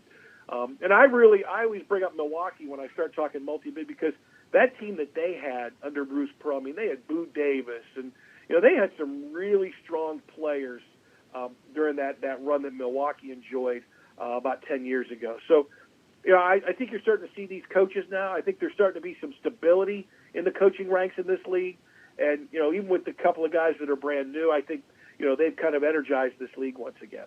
Hopefully, fingers crossed, Youngstown State can come across some Power 5 conference teams that would be interested in playing Youngstown State before YSU opens up Horizon League play. And obviously the time frame is starting to get a little short, but maybe, hello West Virginia, because Robert Morris canceled their game. Maybe we can get West Virginia back on the schedule. I think if Ron could, without violating copyrights, he would start singing Country Roads right now and try to get West Virginia. There's no copyright. I'll do John Denver. People will turn this off immediately when they hear me do it, but that's all right. Well, now, as we're talking here, I was told, I'm going to look this up while we speak. I think West Virginia was able to fill that void and find an opponent to replace Robert Morris. I could be wrong, and that may not be official yet. See, that's the thing. These schools all start talking to one another, trying to schedule games, and nothing's official until you get a signed contract. So then rumors start flying, hey, we're playing this team, they're playing this team, and it all falls apart in the end because nobody has a signed contract. So there's no way to confirm these things. So you got to go to like some message boards and some fan sites. But it looks like West Virginia, as of today, as of this morning, is going to play. They're going to play North Texas tomorrow at 3:00. So it appears that West Virginia was able to replace Robert Morris with North Texas for tomorrow. Damn you, Huggy. Listen, we'll find someone. It just get this team on the basketball floor. Find someone, whether it's a Power 5 or another mid-major. And look, Coach Calhoun even said, I'd like to play a non-Division I opponent, one more non-Division I opponent, then play a Division I opponent before we get to conference play. Well, starting to run out of time. Hopefully we can give what the coach wants, but yeah, it's trying to get someone that has the exact same time frame as Youngstown State, and that's trying to find a needle in a haystack. I'd like to see our guys get at least 2 more games under their belt. Even if you play one without Nas and Darius, and then play one with the team collectively together. But, yeah, I'd like to see them get at least 2 more games under their belt before they head to Northern Kentucky next weekend. Hey, Rob, always a pleasure. We'll catch up next week, brother. Thanks, guys. Always fun talking with you. All right, see you. Rob Schmidt, the play-by-play voice of the YSU men's basketball program. And yeah, here we are. We hopefully can get somebody to sign on the dotted line and get a non-Division I or a Division I. I don't care at this point. Get two teams in here. Whether YSU has to travel or someone comes to Youngstown, hell, we'll feed them a lifetime supply of pizza if they need to. Lord knows we got enough great pizza in this area, so I don't know. Just get it done. Just play someone. Just play someone, please. I'm what I saw last night. I am so looking forward to how this team plays and how well this team plays with especially the perimeter game. Because if this perimeter game is strong, oh my God, this team suddenly becomes one of the better mid-major programs across America. You know what we do have, and we have a big weekend on YSN because we have a total of, doing the math, 29 games in the next 3 days on YSN. I'm going to be busier than a one-legged man in a You butt-kicking got contest. Crestview tonight, right? I got Crestview, Girls, and Crestview. and then Crestview and Crestview. The girls are playing Cardinal Mooney. Which Mooney finally gets on the floor. Yes, That's good for them. Now, is that a JV and varsity, or is that a varsity only game? That's the See what $1 million our schedules. question. Let's we'll have to look and see. Friday, the boys wanted It says to varsity only at 5:30. 5:30 On start. Varsity. No, I'm only. sorry, I looked at the wrong game. Sorry. Okay. It's 7 o'clock on our schedule. It says 7 o'clock. Okay, so it'll be a 5:30 JV start, Right. and the varsity game will be at the mercy of Right. how fast the JV game ends. The other games on the network tonight: Campbell versus Jackson Milton. That is the varsity only game. That'll be starting at 5:30. Okay. So Ursuline, it's South Range at Ursuline. I got to get used to the home team being first. Yeah. Columbiana at Latonia. Canfield. Oh, at Tony's finally going to play. Yeah. All right. Canfield at Poland. East Liverpool at Edison. Louisville at Lowville at Sebring. Sorry. And Beaver Local at United. I'll be at United. And Springfield at Western Reserve. Jamie and Romo will be there calling that game. There you go. So that's girls basketball tonight 9 on games. the network. All Made free. mention Crestview is going to be in action, boys games, and both are going to be at Rebels Gym. Actually, the 3 straight nights at Rebels Gym, so I'm better going to be just busy. camp out and I told Coach Q I'm going to pitch at 10 at the half court stripe, and nobody bother me. I tend to sleep in, so nobody bother me. Okay, Be running point live from Chris. absolutely. There's a possibility, But the Crestview girls will be playing Cardinal Mooney, and it'll be good to see Cardinal Mooney girls on the floor for the first time this year. And Crestview, I believe they've played 2. Yeah, they played Ursuline this week. Yeah, they played Ursuline. And they lost. Well, they had a lead into They the did. fourth quarter, and then Ursuline woke up. They outscored Crestview 20-9 in the fourth quarter and got the victory. So they have to bounce back. I can't say they got the Duke anymore because it doesn't No, exist. you can't ever say that again. Yeah, I can't ever say that again. It doesn't There's exist. no historical record. Yeah. Well, there is. It's There's just the not. internet You doesn't. can't find it. Okay. I have to speak to a 90-year-old person. If you find me a written text that has that as a historical record, then I'll Anthony, I swear to God, I'm going to bring in a 95-year-old person who's going to sit back and go. that doesn't count. No, it's got to be. got the Duke. It's got to be it's got to be in writing or something that is a historical Well, a record. 95-year-old could write. So I'm just saying. it's a note. Yeah, you didn't write a note. To whom it may concern. They had the Duke, or they got the Duke was common knowledge lexicon American language in the 1940s. Period. Anyway, Crestview girls playing Cardinal Mooney tonight at Rebels Gym. And then tomorrow night and Saturday night, the boys are in action. The boys will be playing United, and it's probably good that I had an opportunity to see, there's Brutus Ogilvie hitting another 3. Ogilvie, Keaton Baker, and Parker Burdine and the boys. Very big inside post presence for United. They'll be playing Crestview. And then Saturday night, I think this is going to be a fun game too. The Crestview boys will be playing Springfield in a game fun. at Rebels Gym, and that's That'll a be big fun. test for Crestview. They're off to a 1-2 start. They got beat by Beaver Local on Tuesday night. So hopefully Coach Gates and the boys will be rip-roaring and ready to go for a back-to-back affair with United on Friday, Springfield on Saturday.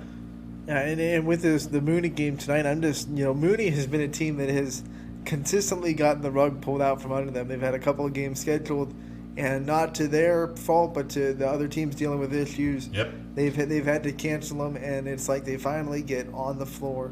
They've waited a long time. They've been practicing for a long time because they haven't been shut down. Yeah. So they should be a team that's really refined, at least when it comes to the technical aspect and the sets they run and the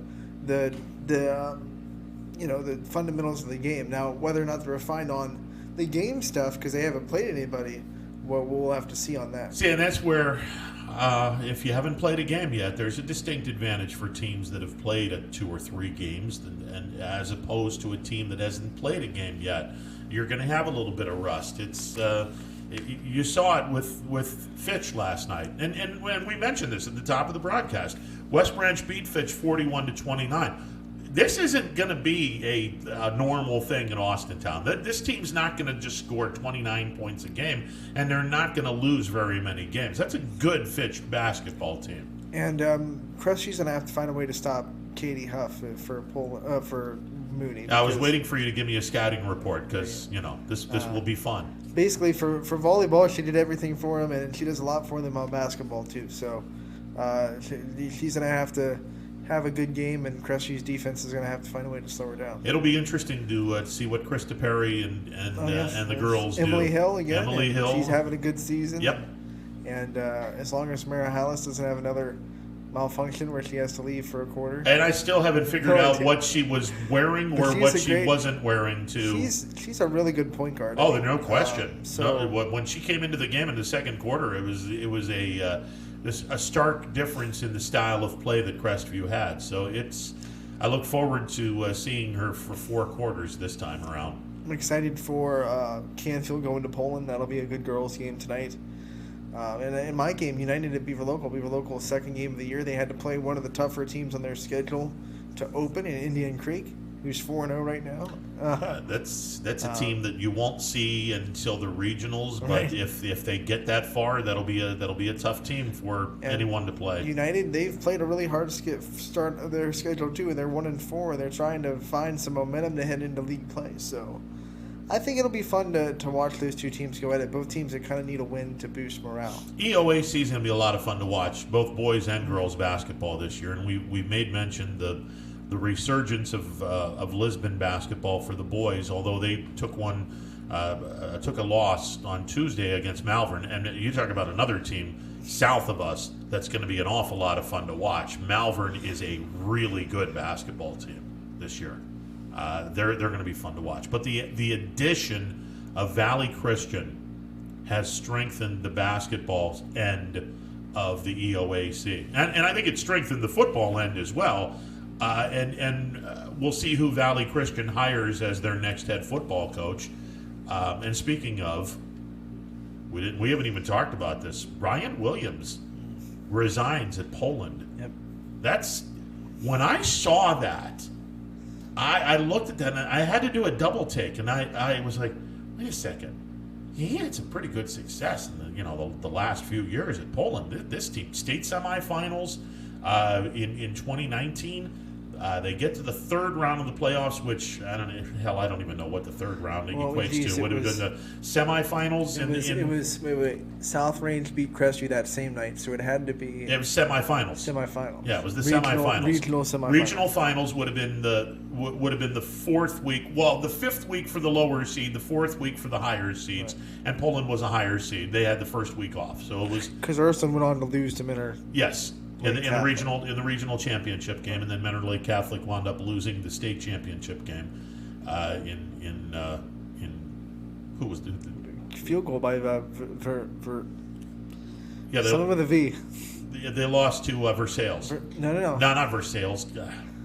Okay, we'll get it. We pretty much know. Anyway, I was surprised when I saw that, and that's the second really interesting program that is now opened up. You got a job opening in Boardman with Coach Ignazio wanting to go more administrative, which okay, that's a good thing. And now you have Coach Williams from Poland resigning his position. Those are two prominent programs that I'm going to be real curious if the Poland job goes to someone inside the Poland family or away from the Poland family. I think they'll both get to a lot of applications for those jobs because they're both very, they're very attractive jobs. No two ways about it. This is a very, very interesting job that is open. We did want to announce Mr. Football has been announced. The 34th winner of the prestigious Ohio Mr. Football Award goes to Roger Bacon running back Corey Kiner. Corey Kiner from Cincinnati Roger Bacon is the 34th winner of Mr. Football. Now, Roger Bacon, they played one of the teams that our team played, right? Like there was a game before. I feel like that name sounds familiar because we were watching one of their games to see who would one of our teams would play. Roger Bacon, if I am not mistaken, and let me really go into the to the state playoffs because I'm almost certain Roger Bacon is one of the smaller schools. I feel like it was D6. No, D7. No, it wasn't. It wasn't D7. 5, because they were on the opposite end of. Isn't that who Kirtland played before? Ironton played Cincinnati Roger Bacon in the semifinals, so it was Division 5. I was getting there. My brain was getting there. So they went small, which surprises me a little bit here, and now that kind of disappoints me too. And I don't know if this young man in question what his numbers were, but the fact that they gave it to a D5 player, that okay. Now, interesting. Does this make Ironton kind of flex because now they can say they beat Mr. Football? Well, Ironton can flex anyway. I mean, that's just that's not bad. We couldn't beat Kirtland, but we definitely beat Mr. Football. Kiner ran for 1,866 yards. He averaged 13.8 yards per carry, 37 touchdowns, and he amassed 2,133 all-purpose yards as Roger Bacon went 10-1. I want to compare that to Beau Brungard's final stats. By the way, he is an LSU commit. Wow, wow. Yeah, so he is going to LSU to play football down in Baton Rouge for Coach O, and we'll see what happens there. Yeah, we'll see what happens there. Roger Bacon head coach Mike Blout saying Corey is one of a kind. He's a once-in-a-lifetime talent. His skill set is second to none. He's competitive, fast, quick, strong, smart, has great instincts, all the tools a running back needs. Is he a senior? He is a senior. Okay, so they at least went with a veteran. Yeah, they went with a veteran. Said, Kiner, Roger Bacon is my family. I knew that it would mean a lot more for me to stay here and win with my family. I knew in my heart if we just kept pushing on, we would eventually turn things around and change the culture. They certainly did. Over the last 2 years, Roger Bacon won 20 games. They wound up getting beat in the state semifinals, as I mentioned, by Ironton, who wound up getting beat in the state championship game by Kirtland. Yeah, go figure. Go figure. But here is the 2020 Mr. Football. You know, it's when you make a Mr. Football, sometimes it goes past stats, and you know the fact that I don't know a lot about Roger Bacon, but from his comments, it sounds like his first 2 years weren't too good. No. And he had the opportunity to transfer somewhere where he would really be in a key position to go places, but he stuck it out and led that team to success. Now, so that's another thing that might go into, should we have him as Mr. Football? Here is the potential very good news for the area. I have now looked at the finalists for the award, people that were up for the award. And let me just throw out the names, and we'll go in order here. Mason Sullivan, the running back from Kirtland, was up for this award. He's a senior. Ian Kipp, the 6'2", 215-pound senior quarterback from Mentor, was up for the award. So was Owen Treese from Van Wert, 5'11", 190-pound senior quarterback. Minor League Catholic. Yeah, right? absolutely. Big word. Reed Carrico from Ironton, the 6'3", 235-pound running back, linebacker. He was a senior. All of these guys are senior except for one player. I wonder who this is. Let me run down the rest of these names. Lorenzo Stiles Jr., the senior who's a junior. Lorenzo Stiles Jr. from Pickerington Central, 6'1", 190-pound senior wide receiver, defensive back. Peter Pedroso from Westerville South, 5'11", 180-pound senior quarterback. Davis Singleton from Byesville Meadowbrook, 6'3", 200-pound senior quarterback. And the lone junior who was up for Mr. Football finalist, Beau Brungard, Springfield, 6 foot, 197-pound junior quarterback, the only junior that was a finalist for this award. Can we say, assuming he doesn't get hurt, he is a serious contender for Mr. Football 2021? It's got to be.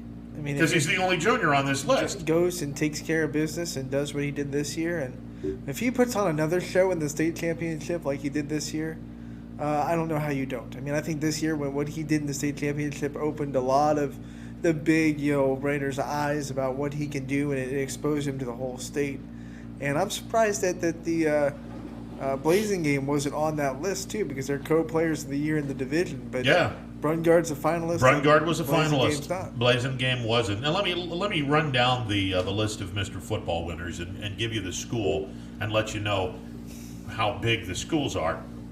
Ursuline won. Keith Teague won it from Ursuline. Yeah, Buster Howe in 1987. In 1987, he was the first Mr. Football winner. He went to Ohio State, but he played his football at Zanesville. Zanesville's a pretty big school. Robert Smith in 1988 as a junior, in 1989 as a senior, the only two-time winner of this award. He went to Ohio State. He went to Euclid. Euclid is a D1 program. Bobby Hoying went to St. Henry, which St. Henry was the smallest of the small in schools. So here's one name of a very small school. Bobby Hoying won the award in 1990. Derek Kidwell from Fostoria, another large school, won the award in 1991. Mark Edwards from Norwood, who later went to Notre Dame, won the award in 1992.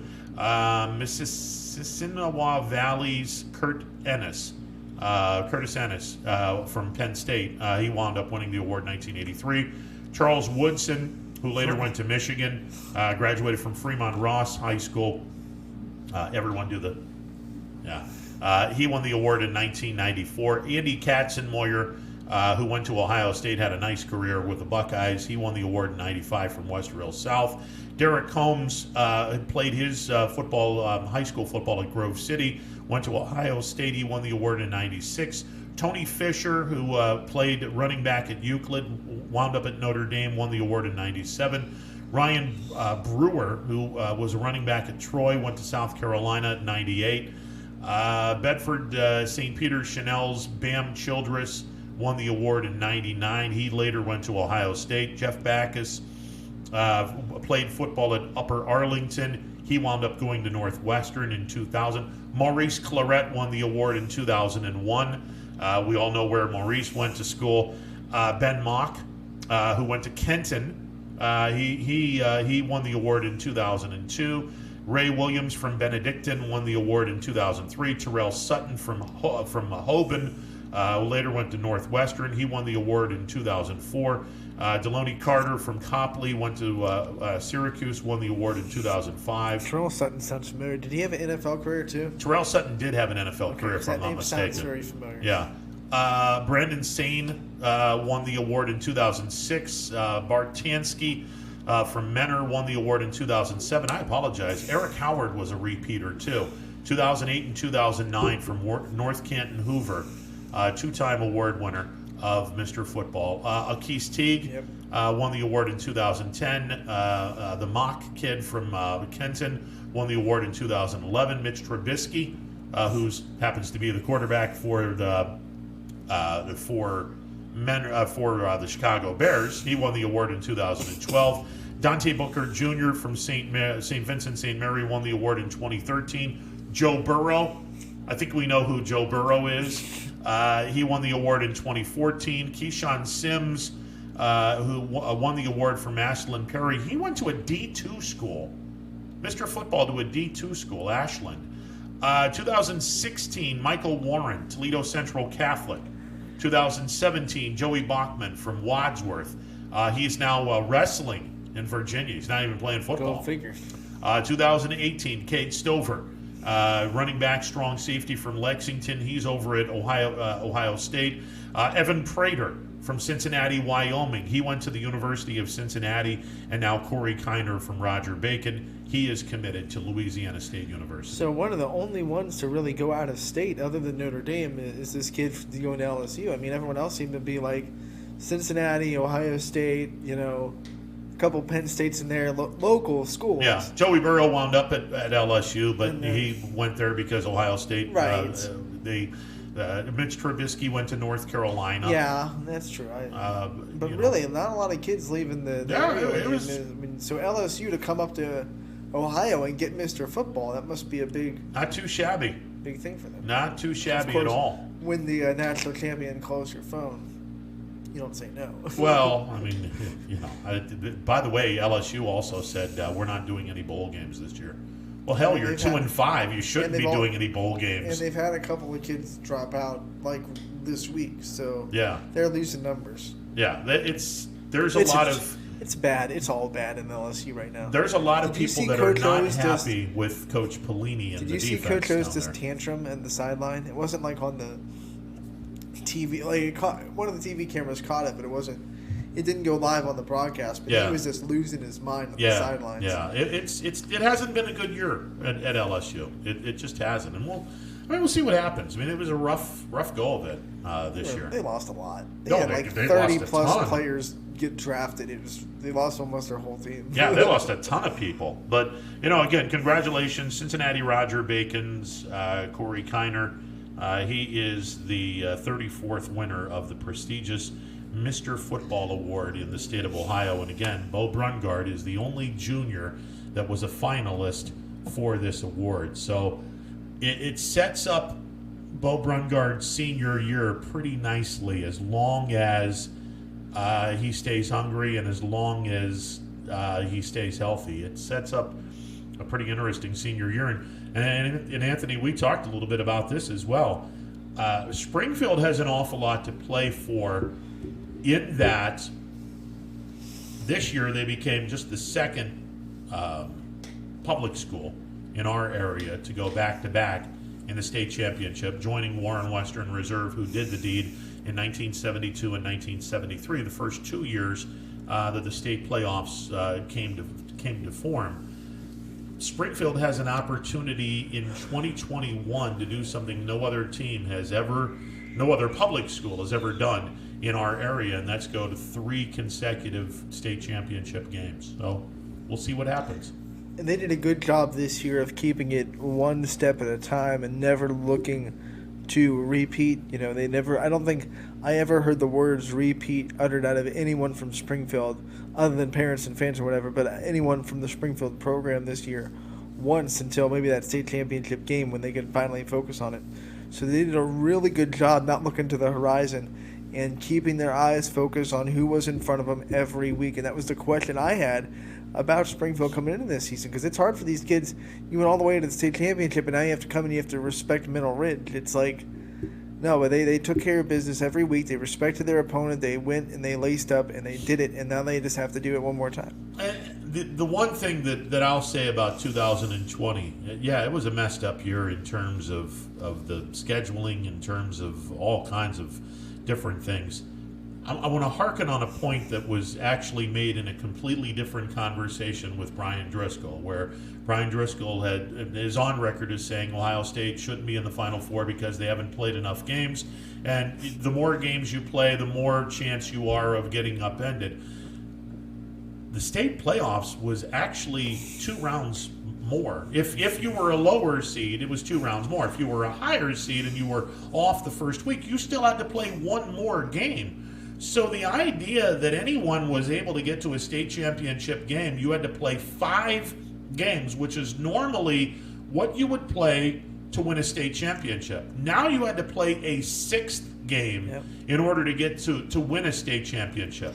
My hat's off to Springfield and to JFK, because that, for 2020, that was an even bigger hurdle to climb for so many reasons. And Springfield did not barrel through the state tournament. I mean, they had what, 3 games in a row that went down to the last play. Oh, absolutely. So they definitely fought their way through to the state championship game, and that's why it's going to be so hard for them to do it again, because it's such a battle. And if any one of those games went one play the other way, all of a sudden we're sitting here saying, Springfield got to the regional finals, Springfield got to the state semifinals. So it's going to be hard, because you gotta do everything you did this year, but then you also have to have everything kind of go your way again, because luck's a part of it. Whether you want to, you got to have the ball bounce your way a couple times. And if all that kind of aligns again, and we see Springfield in for a 3rd straight year, and Beau Brungard puts on a show like he did this year in the championship game, I don't know how you don't give him Mr. Football. Well, look. Unless someone here's comes out of nowhere and has like the ungodliest season we've ever seen. Yeah. Here's an interesting question. Do you take the state championship and you don't win Mr. Football, or do you take Mr. Football and that's not even a question. And not win a state title? You absolutely win the title before absolutely you do. Mr. Football. Absolutely you do. And Beau Brungard could probably care less that he was even nominated for Mr. Football. I mean, it's that's one of the reasons why I like the kid. But at the end of the day, he understands that you don't define yourself on Mr. Football or being nominated for Mr. Football or all district, all Ohio. You're defined by what you do on the field and then how you lead your teammates, and his leadership is above reproach. Yeah, I mean the endless argument that seems to be always energized. Would you rather have 5 MVPs and no championships, or 3 MVPs and 1 championship? Give me the 3 MVPs and give me the 1 title, because your job is to win a title. And fair or not, and I don't think it's fair, because I think that there's a lot of people that will start and end the argument with, well, how many rings? When that's, I don't know if I want to go into the ring argument, but it makes for an interesting conversation. Because Charles Barkley and some other folks that have never won a championship, you're considered a Hall of Fame player, but you never won a championship. So that conversation all of a sudden turns into, all right, you're there, and you'll always be enshrined in Springfield, Canton, Cooperstown, wherever. Where is the Hockey Hall of Fame? Toronto? I believe so. Okay, Toronto. We'll say Toronto. Not in Pittsburgh. It should be, but it's that conversation is going to be defined. So I mean, for me. Give me the state championship long before Mr. Football. Now, having said that, given the fact that he's the only junior that was in the finalist list, okay, we're ready for 2021 to start. Who are we talking about? Beau Brungard. Oh yeah. He was the only junior that was named a finalist for Mr. Football. I mean, if that shocked anybody, no. I mean, you look at his talent on the field, and I mean, we've said this over and over again. It's just a man amongst boys, and he's only a junior. He did it as a sophomore. Yeah, I know. And for it was funny because we tune in, and I'm sure the other coaches do, and I know Sean does, to the other side of the state, and they were interviewing Sean on where Coldwater's based out of, and they were talking about, we're just gonna let 21, we'll stop everybody else and let 21 beat us, and I'm sitting there and I'm like, he will. He will. What exactly kind of game plan is that? What brilliant schemer came up with that plan? Because he almost did. Yeah. And for all intents and purposes, he did. You know what I mean? It's one of those bad situations. We talk about the last 30 seconds of that ball game, and like Beau almost did it. He scored 5 touchdowns? He was a part in every single one of the touchdowns. He deserves everything he gets and more. And so does his brother, for that matter. What a stud lineman that we have not heard boo about. And he deserves, that entire line deserves everything because of what he did behind him. And he'll tell you that. And the thing that I love most about Beau Brungard is he wears his faith on his sleeve. He wears a headband that says, all for God or whatever, battling for God. I love he always thanks God first, and I've always been big on that. People think it's sappy or sorry, but I've been like that. I know you're like that. All glory to God. If it wasn't for Him, geez, oh man, we wouldn't be able to do anything. At least in my opinion. So yeah, there you go. But to be that young and to have that much intellect and understanding of everything, this kid's going to be special. I want to be a fly on the wall in the next 2 or 3 months and hear the phone ring and his email filled with college coaches saying, "Hey, how you doing?" Trying to make sure that we're Keep in mind, it's still a dead period. on the goods here. You still got an NCAA dead period until April. Well, and that's one of the things. Well, that's one of the things that we're working on right now behind the scenes is a platform for athletes to be seen. And listen, everybody thinks they're a D1 athlete, and that's fantastic. Yeah. But the reality is 2%. 2% are D1 athletes. The other 5% combining, quick math here in East Palestine, that's 7%, goes to D2, D3, JUCO. And there's nothing wrong with that. No. I saw a meme out there that said D2 or D1 athlete, stud. D2 athlete, stud. D3 athlete, stud. JUCO, stud. If you're able to play at the next level, if you are talented enough to play at the next level, You've done something right. and you're a stud, and you should be pat on the back. The fact that we don't look at this isn't just because I was a D3 athlete. I've seen some really good D3 athletes.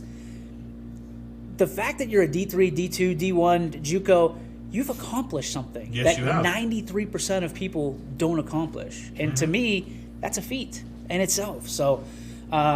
The greatest wide receiver and arguably the greatest running back, not named Jim Brown, both came from non-Power 5, non-Division 1 AA schools. Jerry Rice and Walter Payton.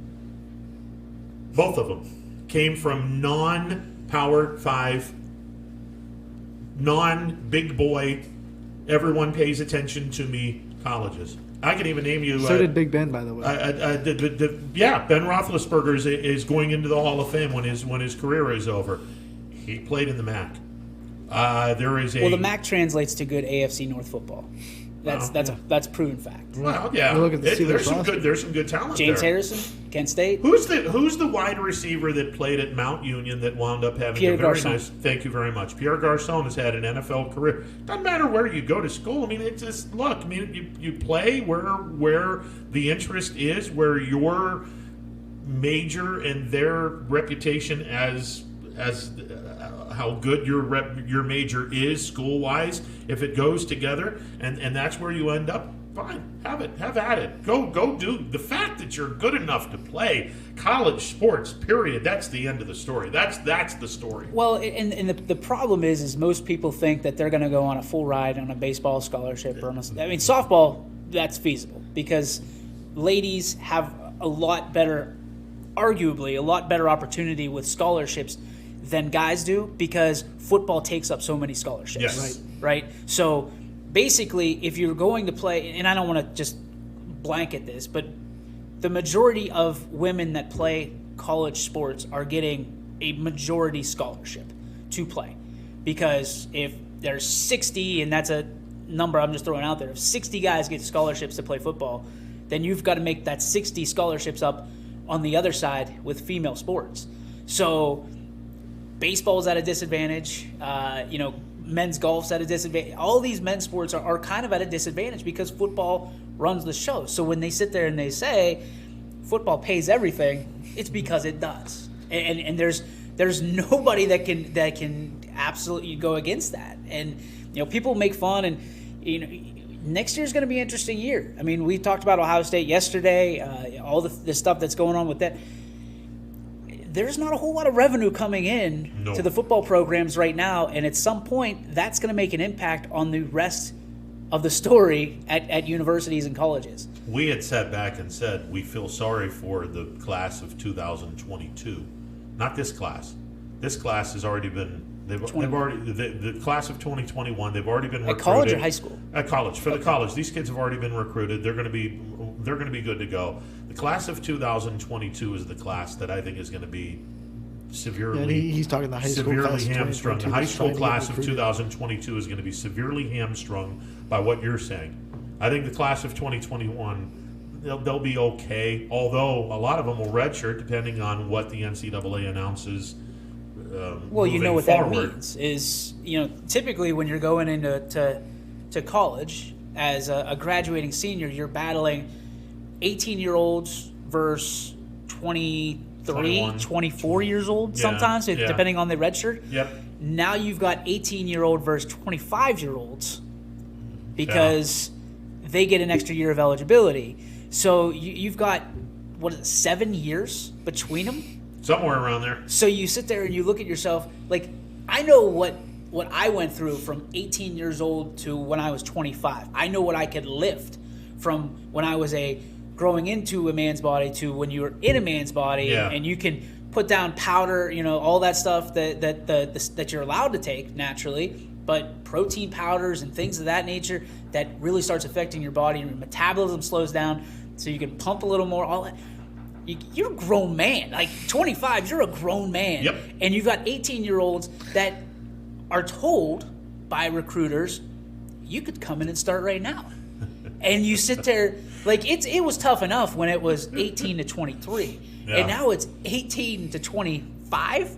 And you sit there and you go, that dude should be somewhere in Major League Baseball. Yeah. And then that's another story for another time, Well, because even those people are now it's the funnel system that I love. High school is right here, college is right here, minor league baseball is right here, Major League Baseball is right here, and But then you think about football wrong, okay?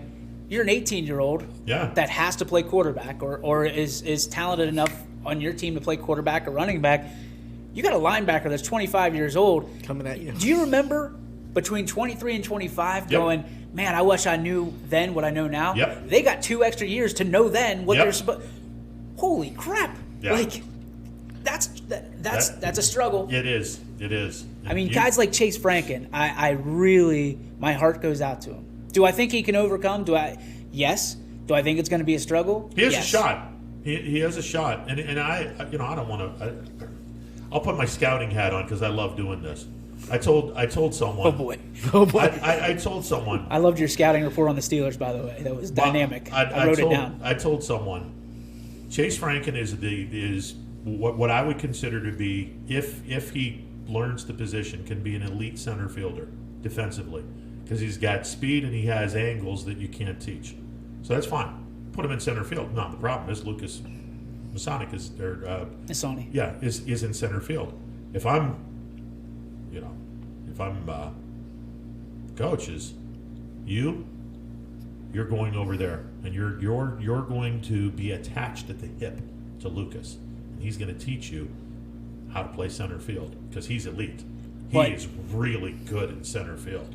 But the biggest problem, and this isn't Chase, this is a lot of high school seniors, is you get that taste, and Chase. Well, of course, Chase hasn't probably sat didn't what, sit his freshman fourth year. grade. Yeah. You know what I mean? Didn't sit You his sit there, freshman year. and the problem that in college that people will never ever understand until you go through it is you are the best player on your team. You could have records out the wazoo at your high school, and as soon as you step foot into a university or a college, everybody did the same thing that you did. Yep. And they're just as good, if not better, than you are. And there's some people, and again, this is not, I know we brought up Chase, this is not Chase specifically, but there's some people that mentally can't deal with that. Because I worked so hard to get to where I am, Yeah. and sometimes they peak in high school. Yeah. And they mentally can't wrap their arms around it or wrap their minds around, this is as good as I'm going to get. Yeah. And there's some people that they hit that second gear and all of a sudden they get better and better. And then there's some people, like I anticipate a Beau Brungard being, where he walks on any field and he is matched up with anybody there. But he's also a competitive spirit, as is Chase, as is the majority, because we're blue collar around here, that we're going to punch the clock and we're going to set it up. But it's a different animal in college because you've got two jobs, right? You're an athlete and you're a student, and you're supposed to be a student athlete, right? Yep. These baseball coaches, I talked to Danny. We're going to release 30 minutes for YSN Prospect, which is our new branch that we're going to unveil in February. Giving a little taste now. He's going to tell kids what they should be doing right now to be recruited at the next level. And there's recruitment services out there that are happy to take your money. $3,000, $5,000, and up. Don't even get me started. Happy to take your money and just send out mass emails when most coaches just kind of look away from them. Yep. So when Danny tells you it's the responsibility of the student athlete, not the parent, not the niece or I'm sorry, uncle or aunt, to make that connection. You have to make that email. You have to take that step. And not only does he tell you what you should put in the subject line, but what you should include in the body of that email that gets you on the board, that gets you not recruited, but at least starts the process to, hey, we want to see if you can play at the next level. So that's the interesting thing we're trying to bring to the table at YSN. We've got all this film of the kids, and we've got all these schools on the wall. Everybody wants to go play at the next level, but nobody knows how to get there. I know I didn't. I was the firstborn. I was the first one to go to college, that has college sports. My parents didn't know anything, and the guidance counselors didn't teach anything except the FAFSA. They just said, okay, you need to fill this FAFSA out. Yeah. That's why I got student loans till I'm 38. You know what I mean? So, but that in that regard too is nobody told me that if you want to go somewhere, your grades have to come first, or they told me they told me I didn't believe them because I was under the assumption that if I'm good enough to play, the money will be there. Not the case. Not the case. Definitely Hardly not the ever case. is the case. No, definitely isn't the case, especially when it comes to baseball. Yeah. There's very rarely is there a Fulbright scholarship in baseball. All right, let's go to Emmanuel. Emmanuel, you're on the MP Vivo Heating and Air Conditioning Hotline. What's going on, brother? How you doing, my brother? I'm good, man. I was listening to the show earlier. I was listening to you and Anthony talk. Then I had to go do some shopping. And I want to ask you a couple questions. Hang on a second. Did you give me my Christmas gift? Yeah. Okay. All right. Because I'm closing my eyes and I'm figuring that's the same thing you got me last year. So. Yeah. All right. Continue, sir. Continue. I gave you advice, man. Find a different crowd of friends, man. Same thing. That's it. But right off the bat, I was listening to you and Anthony talking about high school basketball and how some teams, everybody's starting late. But I think a couple teams have an advantage. If you are a senior-dominated team and you've had a program, that all you do and you just reload, you don't replace, I think a program like that, two of them come to mind, like Boardman and you mentioned Springfield. I think that puts you ahead of the game. What do you guys, Poland? What do you guys think? Well, I mean, if you have a senior-laden team and they've been in the program for a few years and there's continuity there and they know the coach doesn't have to teach as much as coach, then I think that you're in a pretty good position, especially if the coach has been there a while. Now, if it's a first-year coach and you got a bunch of seniors, then that whole senior thing doesn't really hold water because the coach may have a completely different philosophy than the last coach. Yeah, I understand that, especially if you have a second-year coach. But the next thing I want to ask you guys, and Anthony, I want your take on this too. Now, the ACC says, listen, there's no sense in Notre Dame and Notre Dame playing any more games, so they're just going to play Clemson in the ACC championship. Ohio State, the Big Ten says, Ohio State, look, man, you done played enough games, you're going to the championship. My question to you is this, and I don't care any names you want to call them. What's the incentive for Notre Dame to play Clemson again because they're already in? And what's the incentive for Ohio State to play because they're already in? And if they opt out, what are the repercussions? repercussions. Well, I don't know if Notre Dame is already in. I mean, if they get blown out by Clemson, I could see Notre Dame getting bounced. Now, I wouldn't be happy if that were the case, because obviously, Notre Dame has already played 10 games, and they've won all of their games, and they've been pretty impressive in winning all their games. But if they get blown out by Clemson, the argument would be, well, they beat Clemson, and it was without their really good corners, or without their starting quarterback and a bunch of solid defensive players, and now Notre Dame plays a healthy Clemson team. They get drilled and they get knocked out of the playoffs. I wouldn't like it, but it is what it is. Ohio State's in a different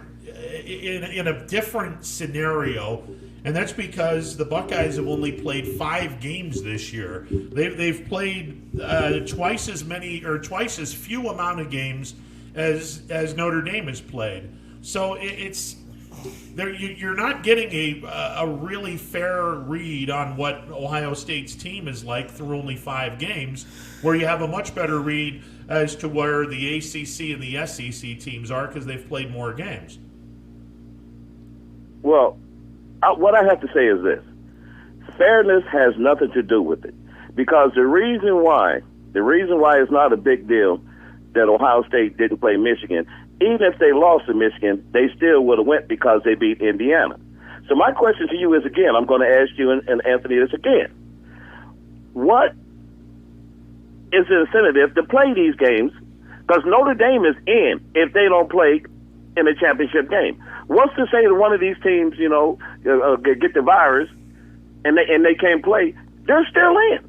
But Notre Dame's not in if they... Why are you playing this game? Why are you playing this game? Emmanuel, Notre Dame's not in officially unless they either beat Clemson or lose in a tough game. Right now, he's saying if Notre Dame doesn't play Clemson in the ACC championship, they're in.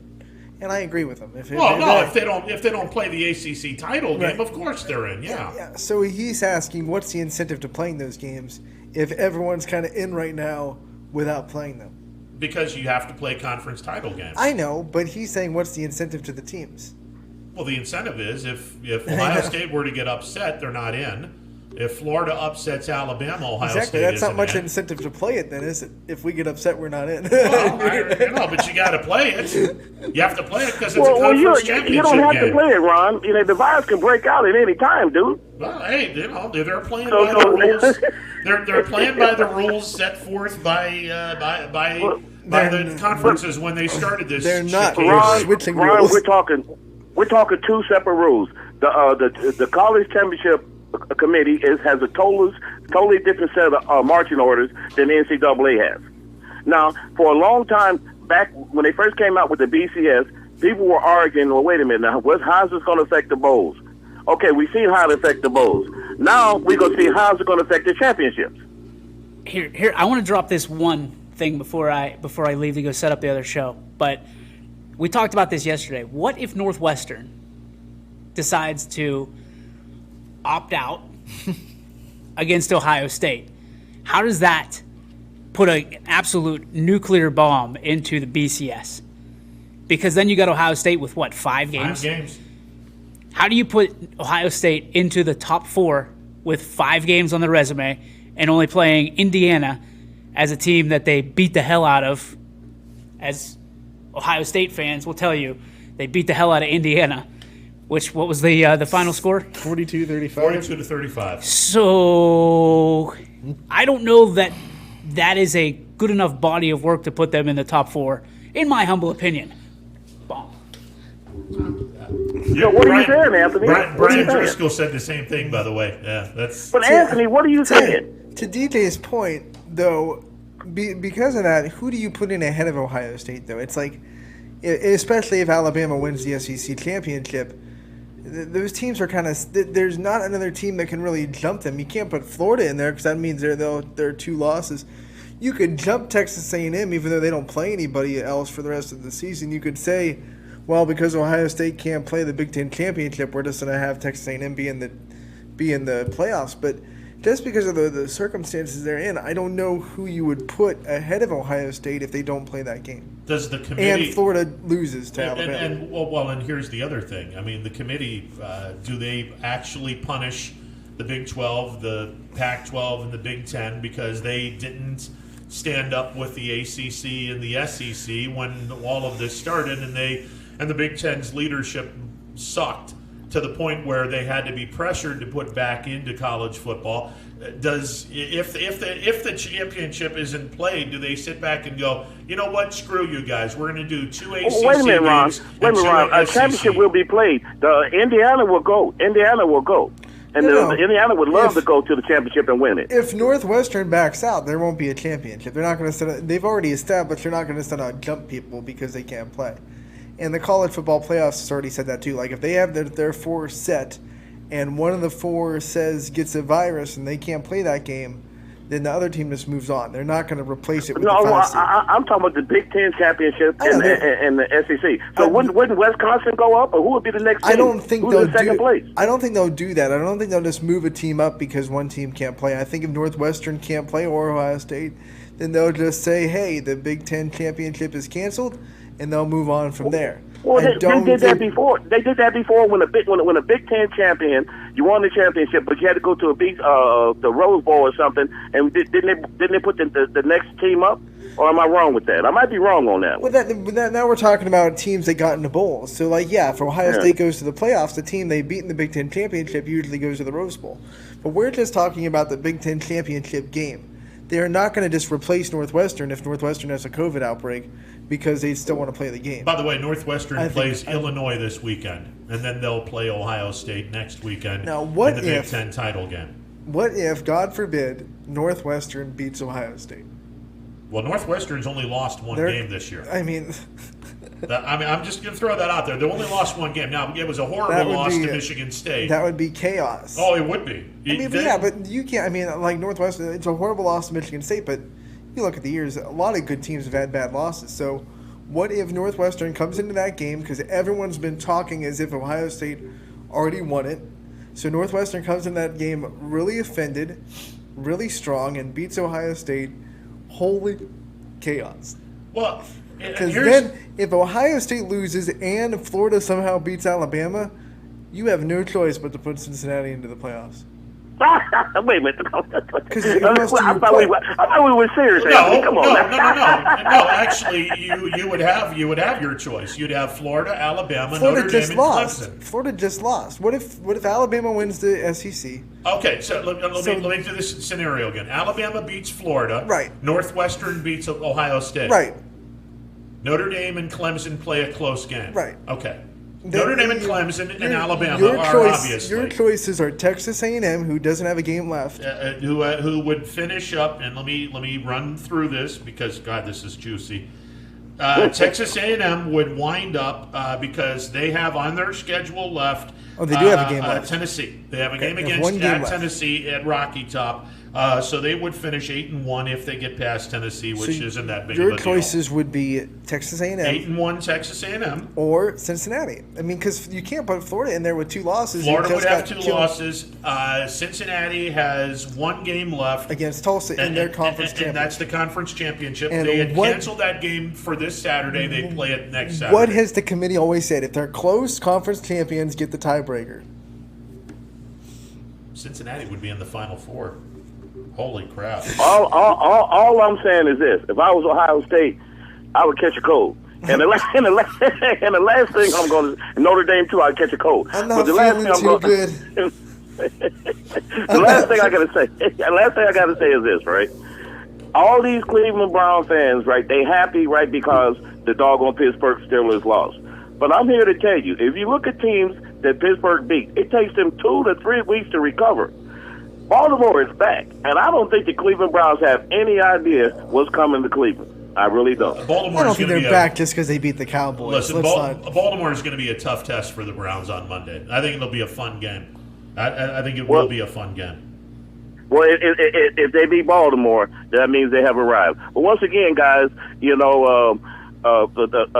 a lot for taking my call. I think I'm catching a cold. I got to go down to Columbus. I'll see you guys later. All right, I'll see you at 330-886-9814.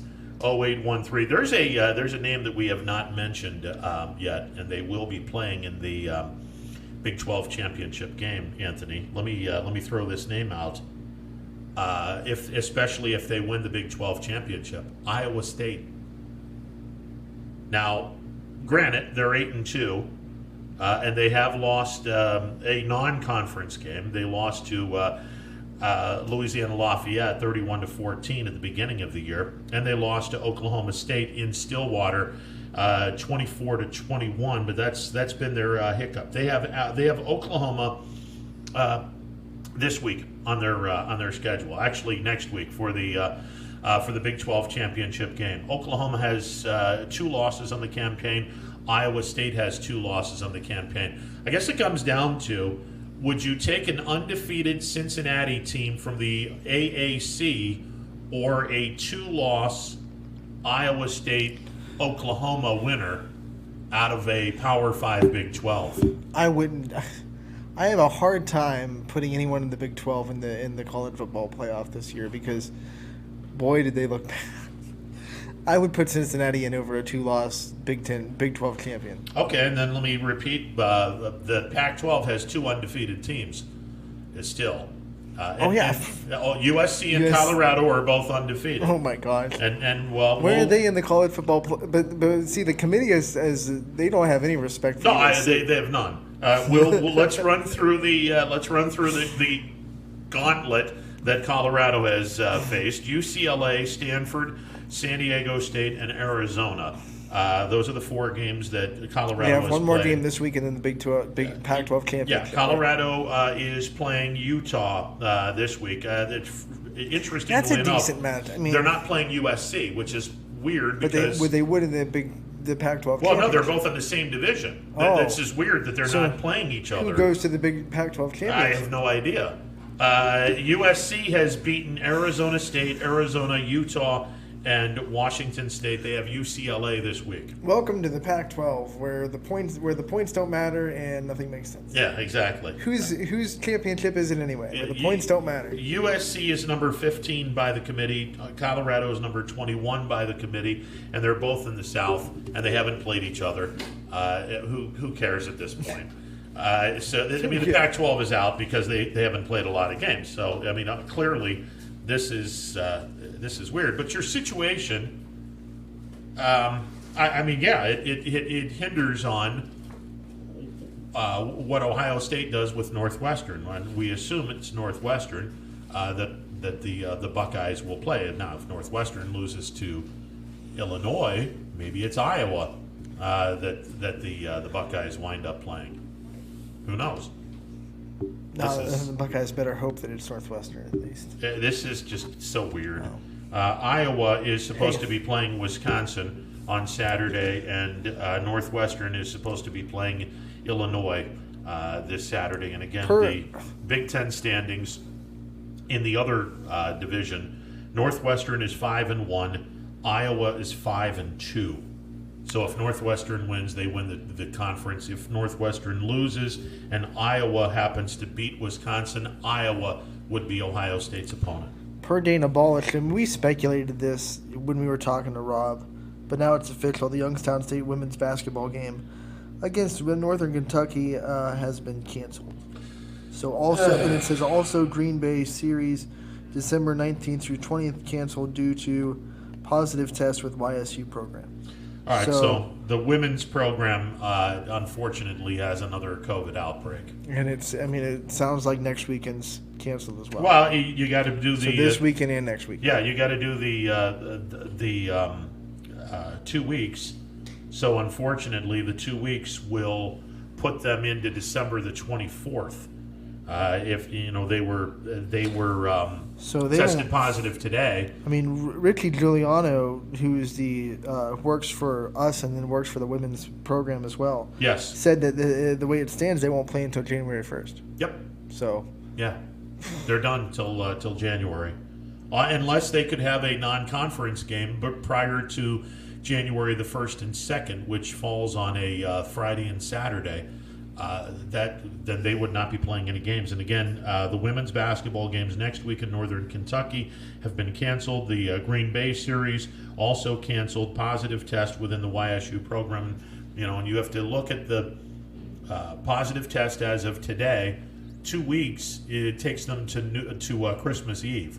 Well, you're not going to play any games on Christmas Day, and you can't exactly practice on Christmas Day and then turn around and play a series of games. Not that they're going to be playing anyway, because Christmas is the off week for everyone in the Horizon League. And then also what DJ wanted to come on and talk about, but we got caught up in the conversation about Beau Brungard, and then Sure. Emmanuel called East Palestine is shut down until January 11th.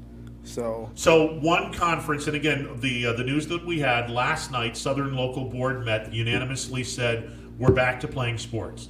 So they're back to playing sports now. East Palestine has unfortunately taken the place of Southern, and they're now going to be quarantined without any sports to January the 11th. right. Welcome to 2020. It's And good yeah, Lord. I mean, January 11th is the date now. It's fluid. You could reassess that and maybe end of December and be like, hey, we're better than we thought we were. Let's not wait till but right now it's January 11th. Good Lord. By the way, champions Austin Wilforth will be playing in the Blue-Gray All-American Bowl at the AT&T Whoop, whoop. Stadium in Dallas You got this to call weekend. one of his games? Yeah. So congratulations to Austin Wilforth playing That's in big a very for a nice... player and champion who didn't get a full season because of COVID-19. They were one of the only teams in our area that had to miss a playoff game, and they missed the last couple games of the regular season too. Luckily for them, they got to get back on the field as the OHSA let teams play all the way up until Week 10, so champion got a few games in late, but they weren't able to make a playoff run, so always good for them to be recognized for their hard work when they weren't able to really play a playoff game. And if, and we certainly hope everyone who plays high school sports can turn pro. I mean, the reality is it doesn't happen, but for 2% everyone. of that 2%. 2% of the 2%, which is a very, very teeny, tiny amount. But if you have an opportunity, and this is where Austin Wilforth is going to be able to tell his kids, his grandkids, and knock on wood, he lives this long, his great-grandkids, he's going to be able to play a game at Jerry Jones' joint in Irving, Texas. To play a game at Cowboy Stadium in that gigantic, gorgeous facility. Hey, I have a very close friend of mine who broadcasts games on the high school level down in Abilene. And one of their teams, I don't know if it was Abilene or Abilene Cooper, one of their teams went to the state championship game. State championship games are played in Jerry's joint. So Isn't it Jerry's World? yeah, Jerry's World, Jerry's Joint, Jerry's Palace, whatever. But they play their games there. And you know what? If you've never played a college game, if you're never blessed to be on the top stage and play a professional game, you can always tell everyone, I played a game at one of the finest stadiums ever. How about the stadiums in Texas? You got the Cowboy Stadium, you got the Cotton Bowl, which is pretty historic. Yep. And you got, I think Texas Longhorn Stadium is. Oh, in Austin, that's beautiful. So, you got some good football. Well, in and Texas. here's the other thing. By the and way, College Station, not that bad either. Yeah, College Station's in Lubbock. The stadium at Texas Tech is pretty spiffy as well. Don't want to leave anybody out. Here's the one thing that I had so much fun when I was in Texas for 2 years. First 2 years I did independent ball. And one of the reasons why I had so much fun is I hung around for a couple of weeks to watch high school football and to see some of those places that kids are playing high school football in. Oh my God.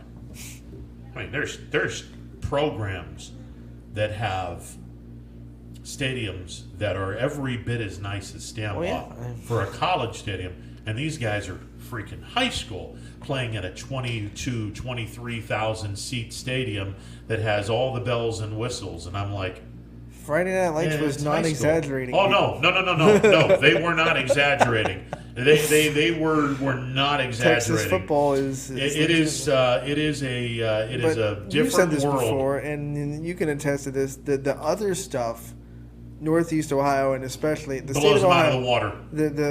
the halftime shows, the cheerleaders, the ambiance of high school football, Yes. the bands, Yes. whatever it may be. They blow them out of the water. But that's probably because they're smaller.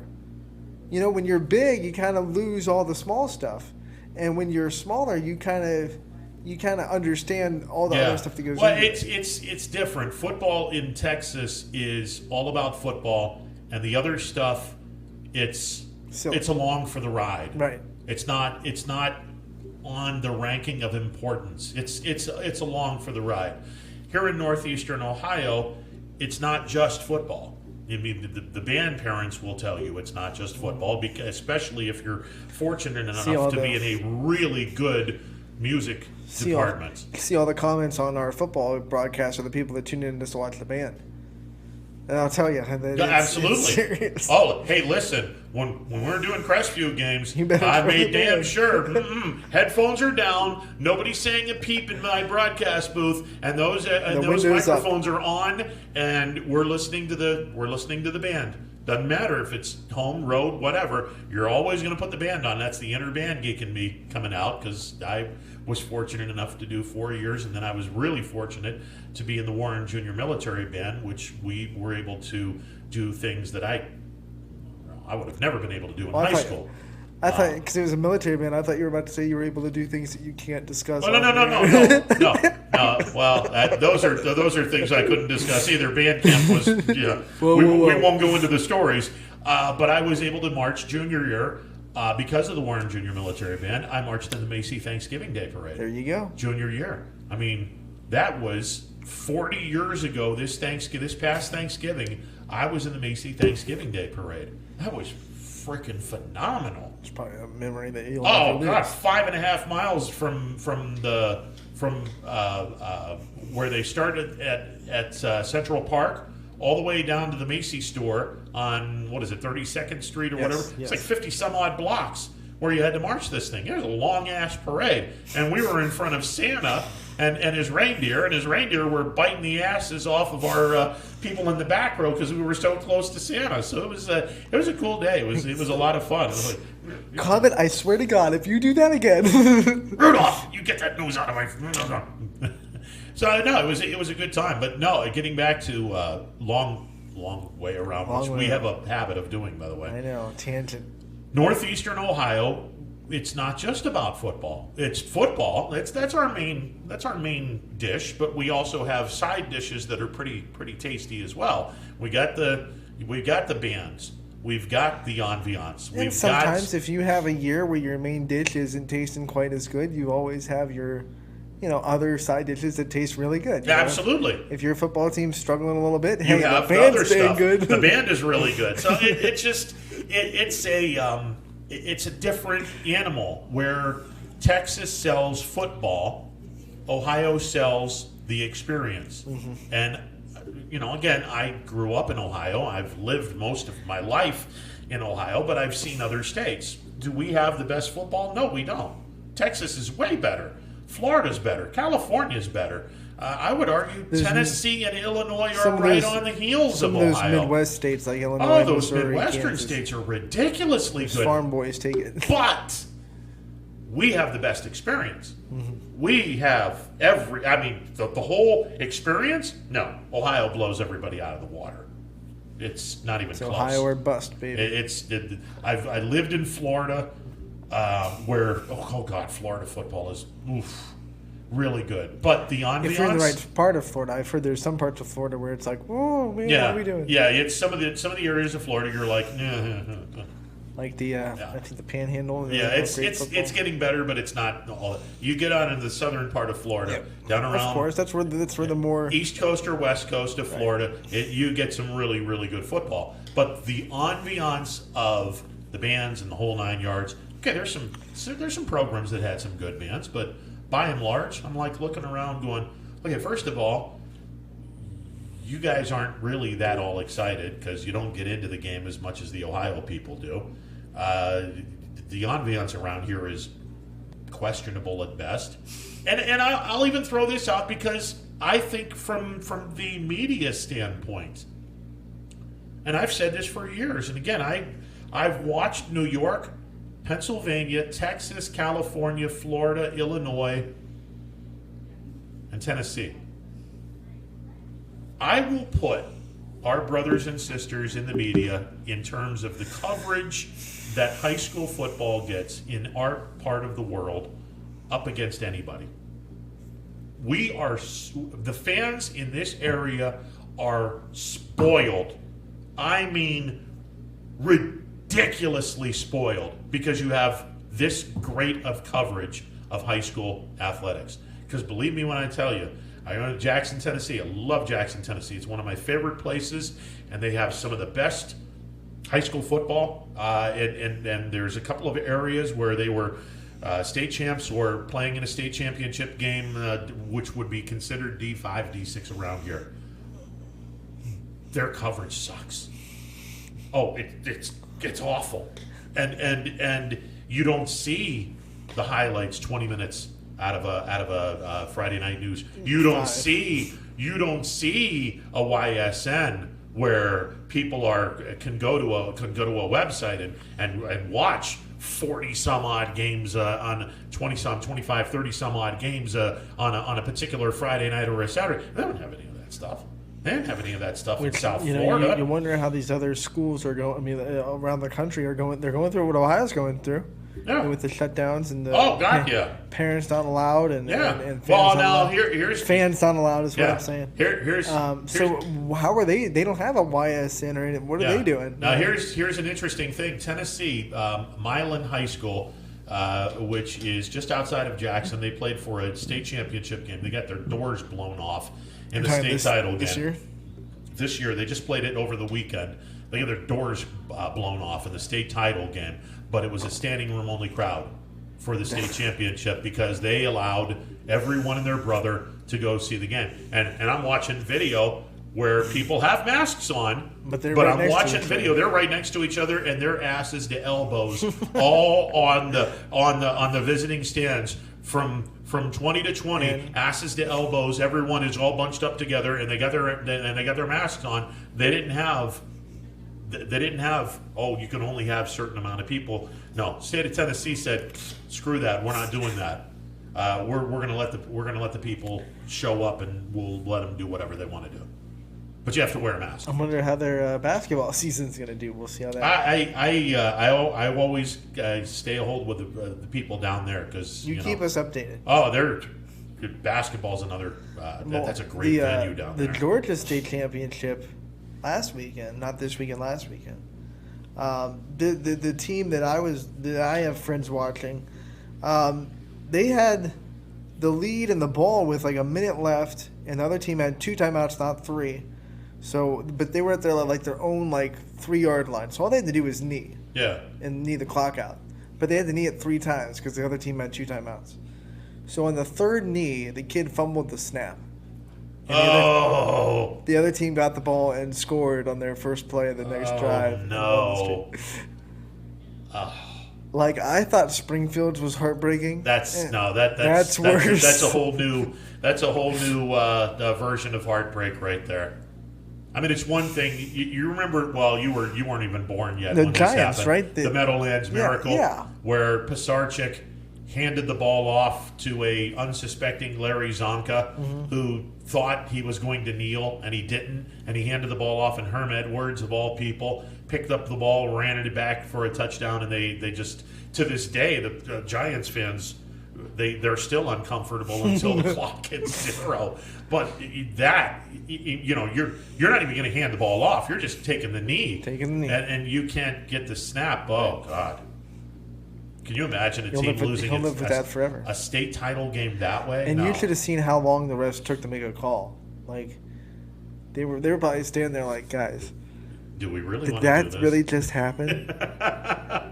And that pile, who had the ball first doesn't matter. Oh, sure. No, it's who has the ball last. In a high school pile, it takes the refs an eternity to get everyone off of it. Yeah. So they're standing around like, guys, did did that just happen? Do we really give the ball to this team? Because we might get killed on the way home. But no, they gave the ball to their team. They scored from the 2-yard line and won the state over. championship.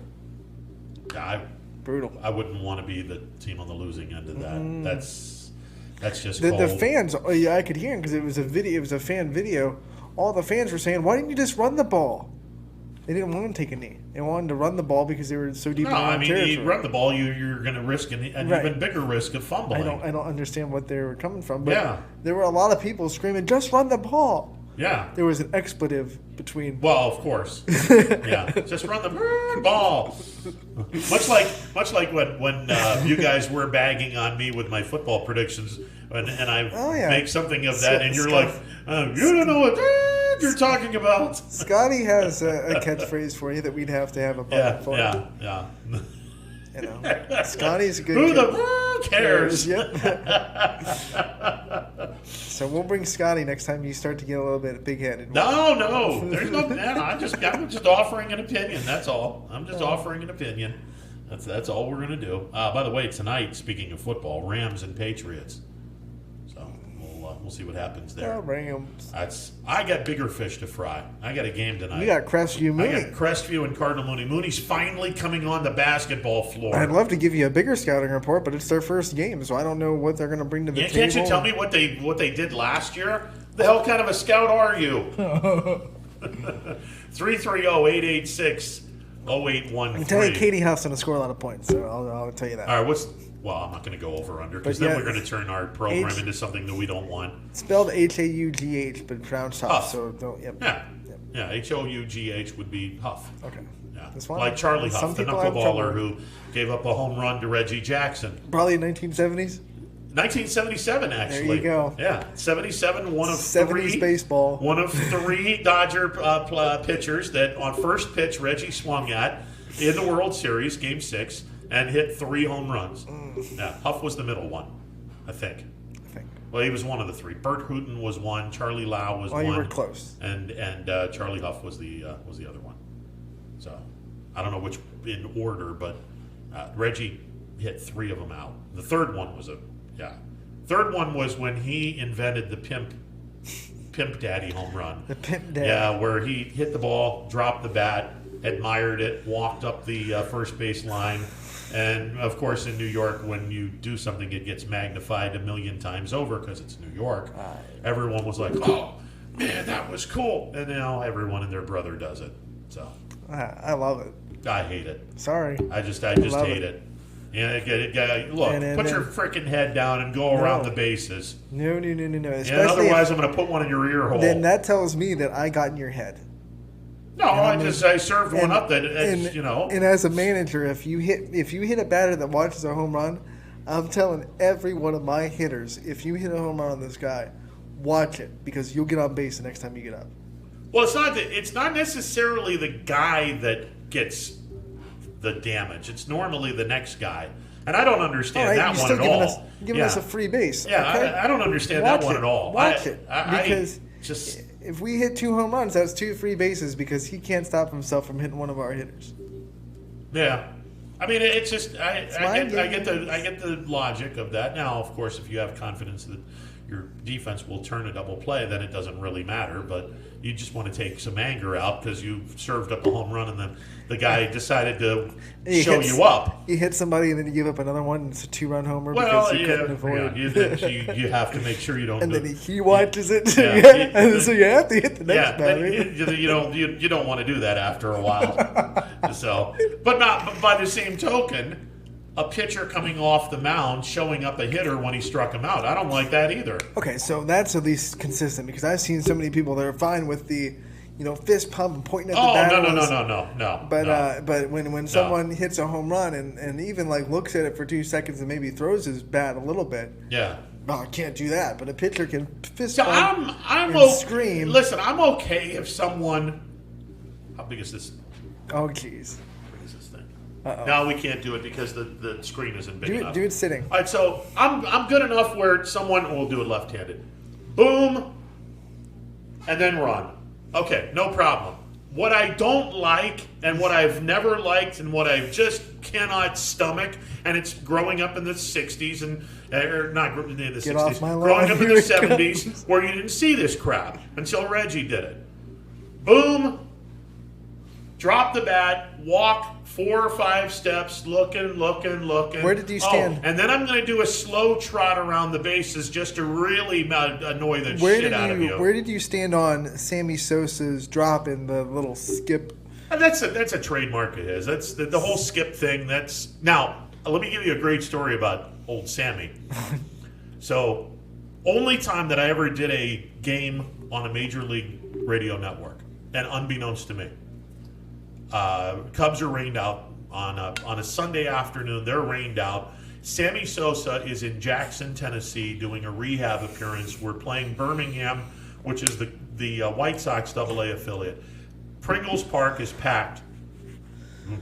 You don't say that. Park is packed. And you don't say that very often because, well, they don't have a minor league team anymore, basically because the fan base didn't want to show up to go to any of their games, and that's why minor league baseball is dead and buried in Jackson, Tennessee as of yesterday. Neither here nor there. So Sammy Sosa's in town, and 6,000 plus people are watching this guy and everything that he does. Now, Pringles Park was a stadium that had a 24-foot high wall in left field, and it dropped down to 16 feet high from left center to the right field foul pole. Now, in a day game, if you hit the ball left center, right center to the foul pole, it's going to carry.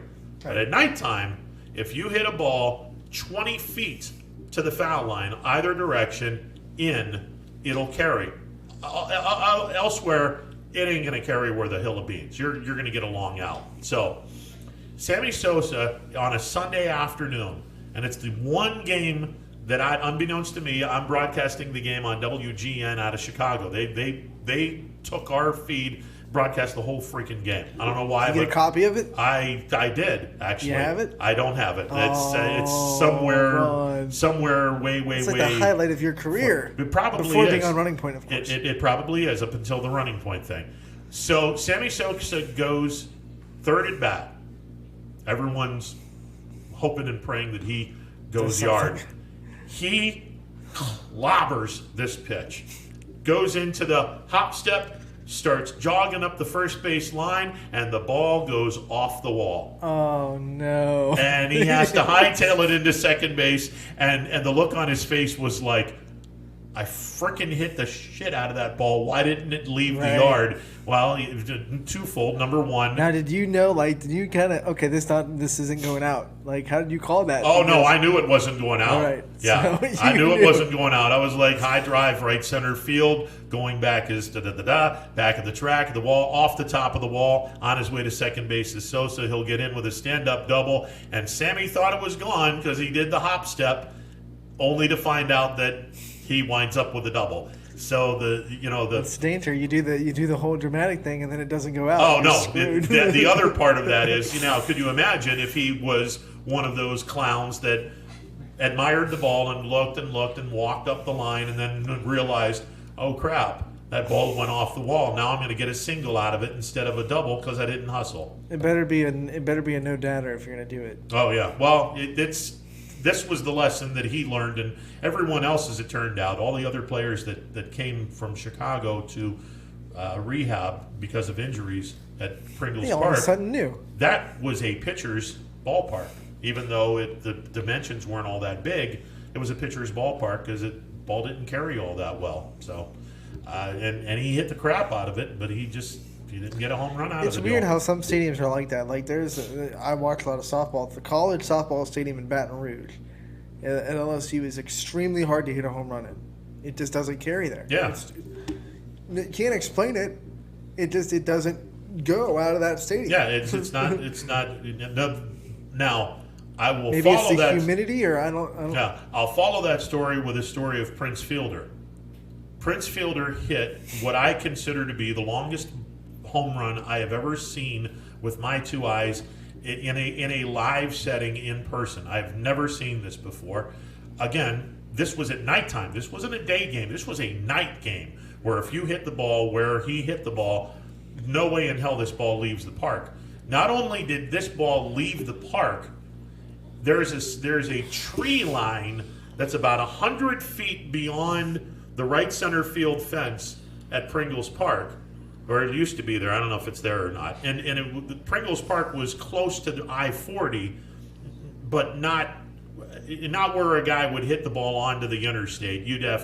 It would have to be a 900-foot home run to hit it to the interstate. But Prince Fielder cleared the 16-foot high wall in right center field, and the ball went and landed at the foot of this forest. And I'm like, at nighttime, where the ball doesn't carry, that ball was hit 500 feet. I just, you don't say anything. You don't say anything. You just ball was hit, and you're like, okay, that's gone, and I don't even know where it's going to land. Somewhere. Hello, Trenton, Milan, Humboldt, some suburb of Jackson to the north, because that's where this ball's winding up. This ball was destroyed. All right, before we take our last break, we have 9 games on the network tonight. Let's run down them again. Jackson Milton at Camel. Alec and Matt will have that game. Mooney at Crestview, you will have that one. Bethesda, that one's at 7. Reminder that Jackson Milton Camel game 5:30 because there's no varsity only. South Range at Ursuline. Ian O'Brien and Jason will have that call. Columbiana at Latonia. Derek Grossen will have that call. Nice. And Latonia guy.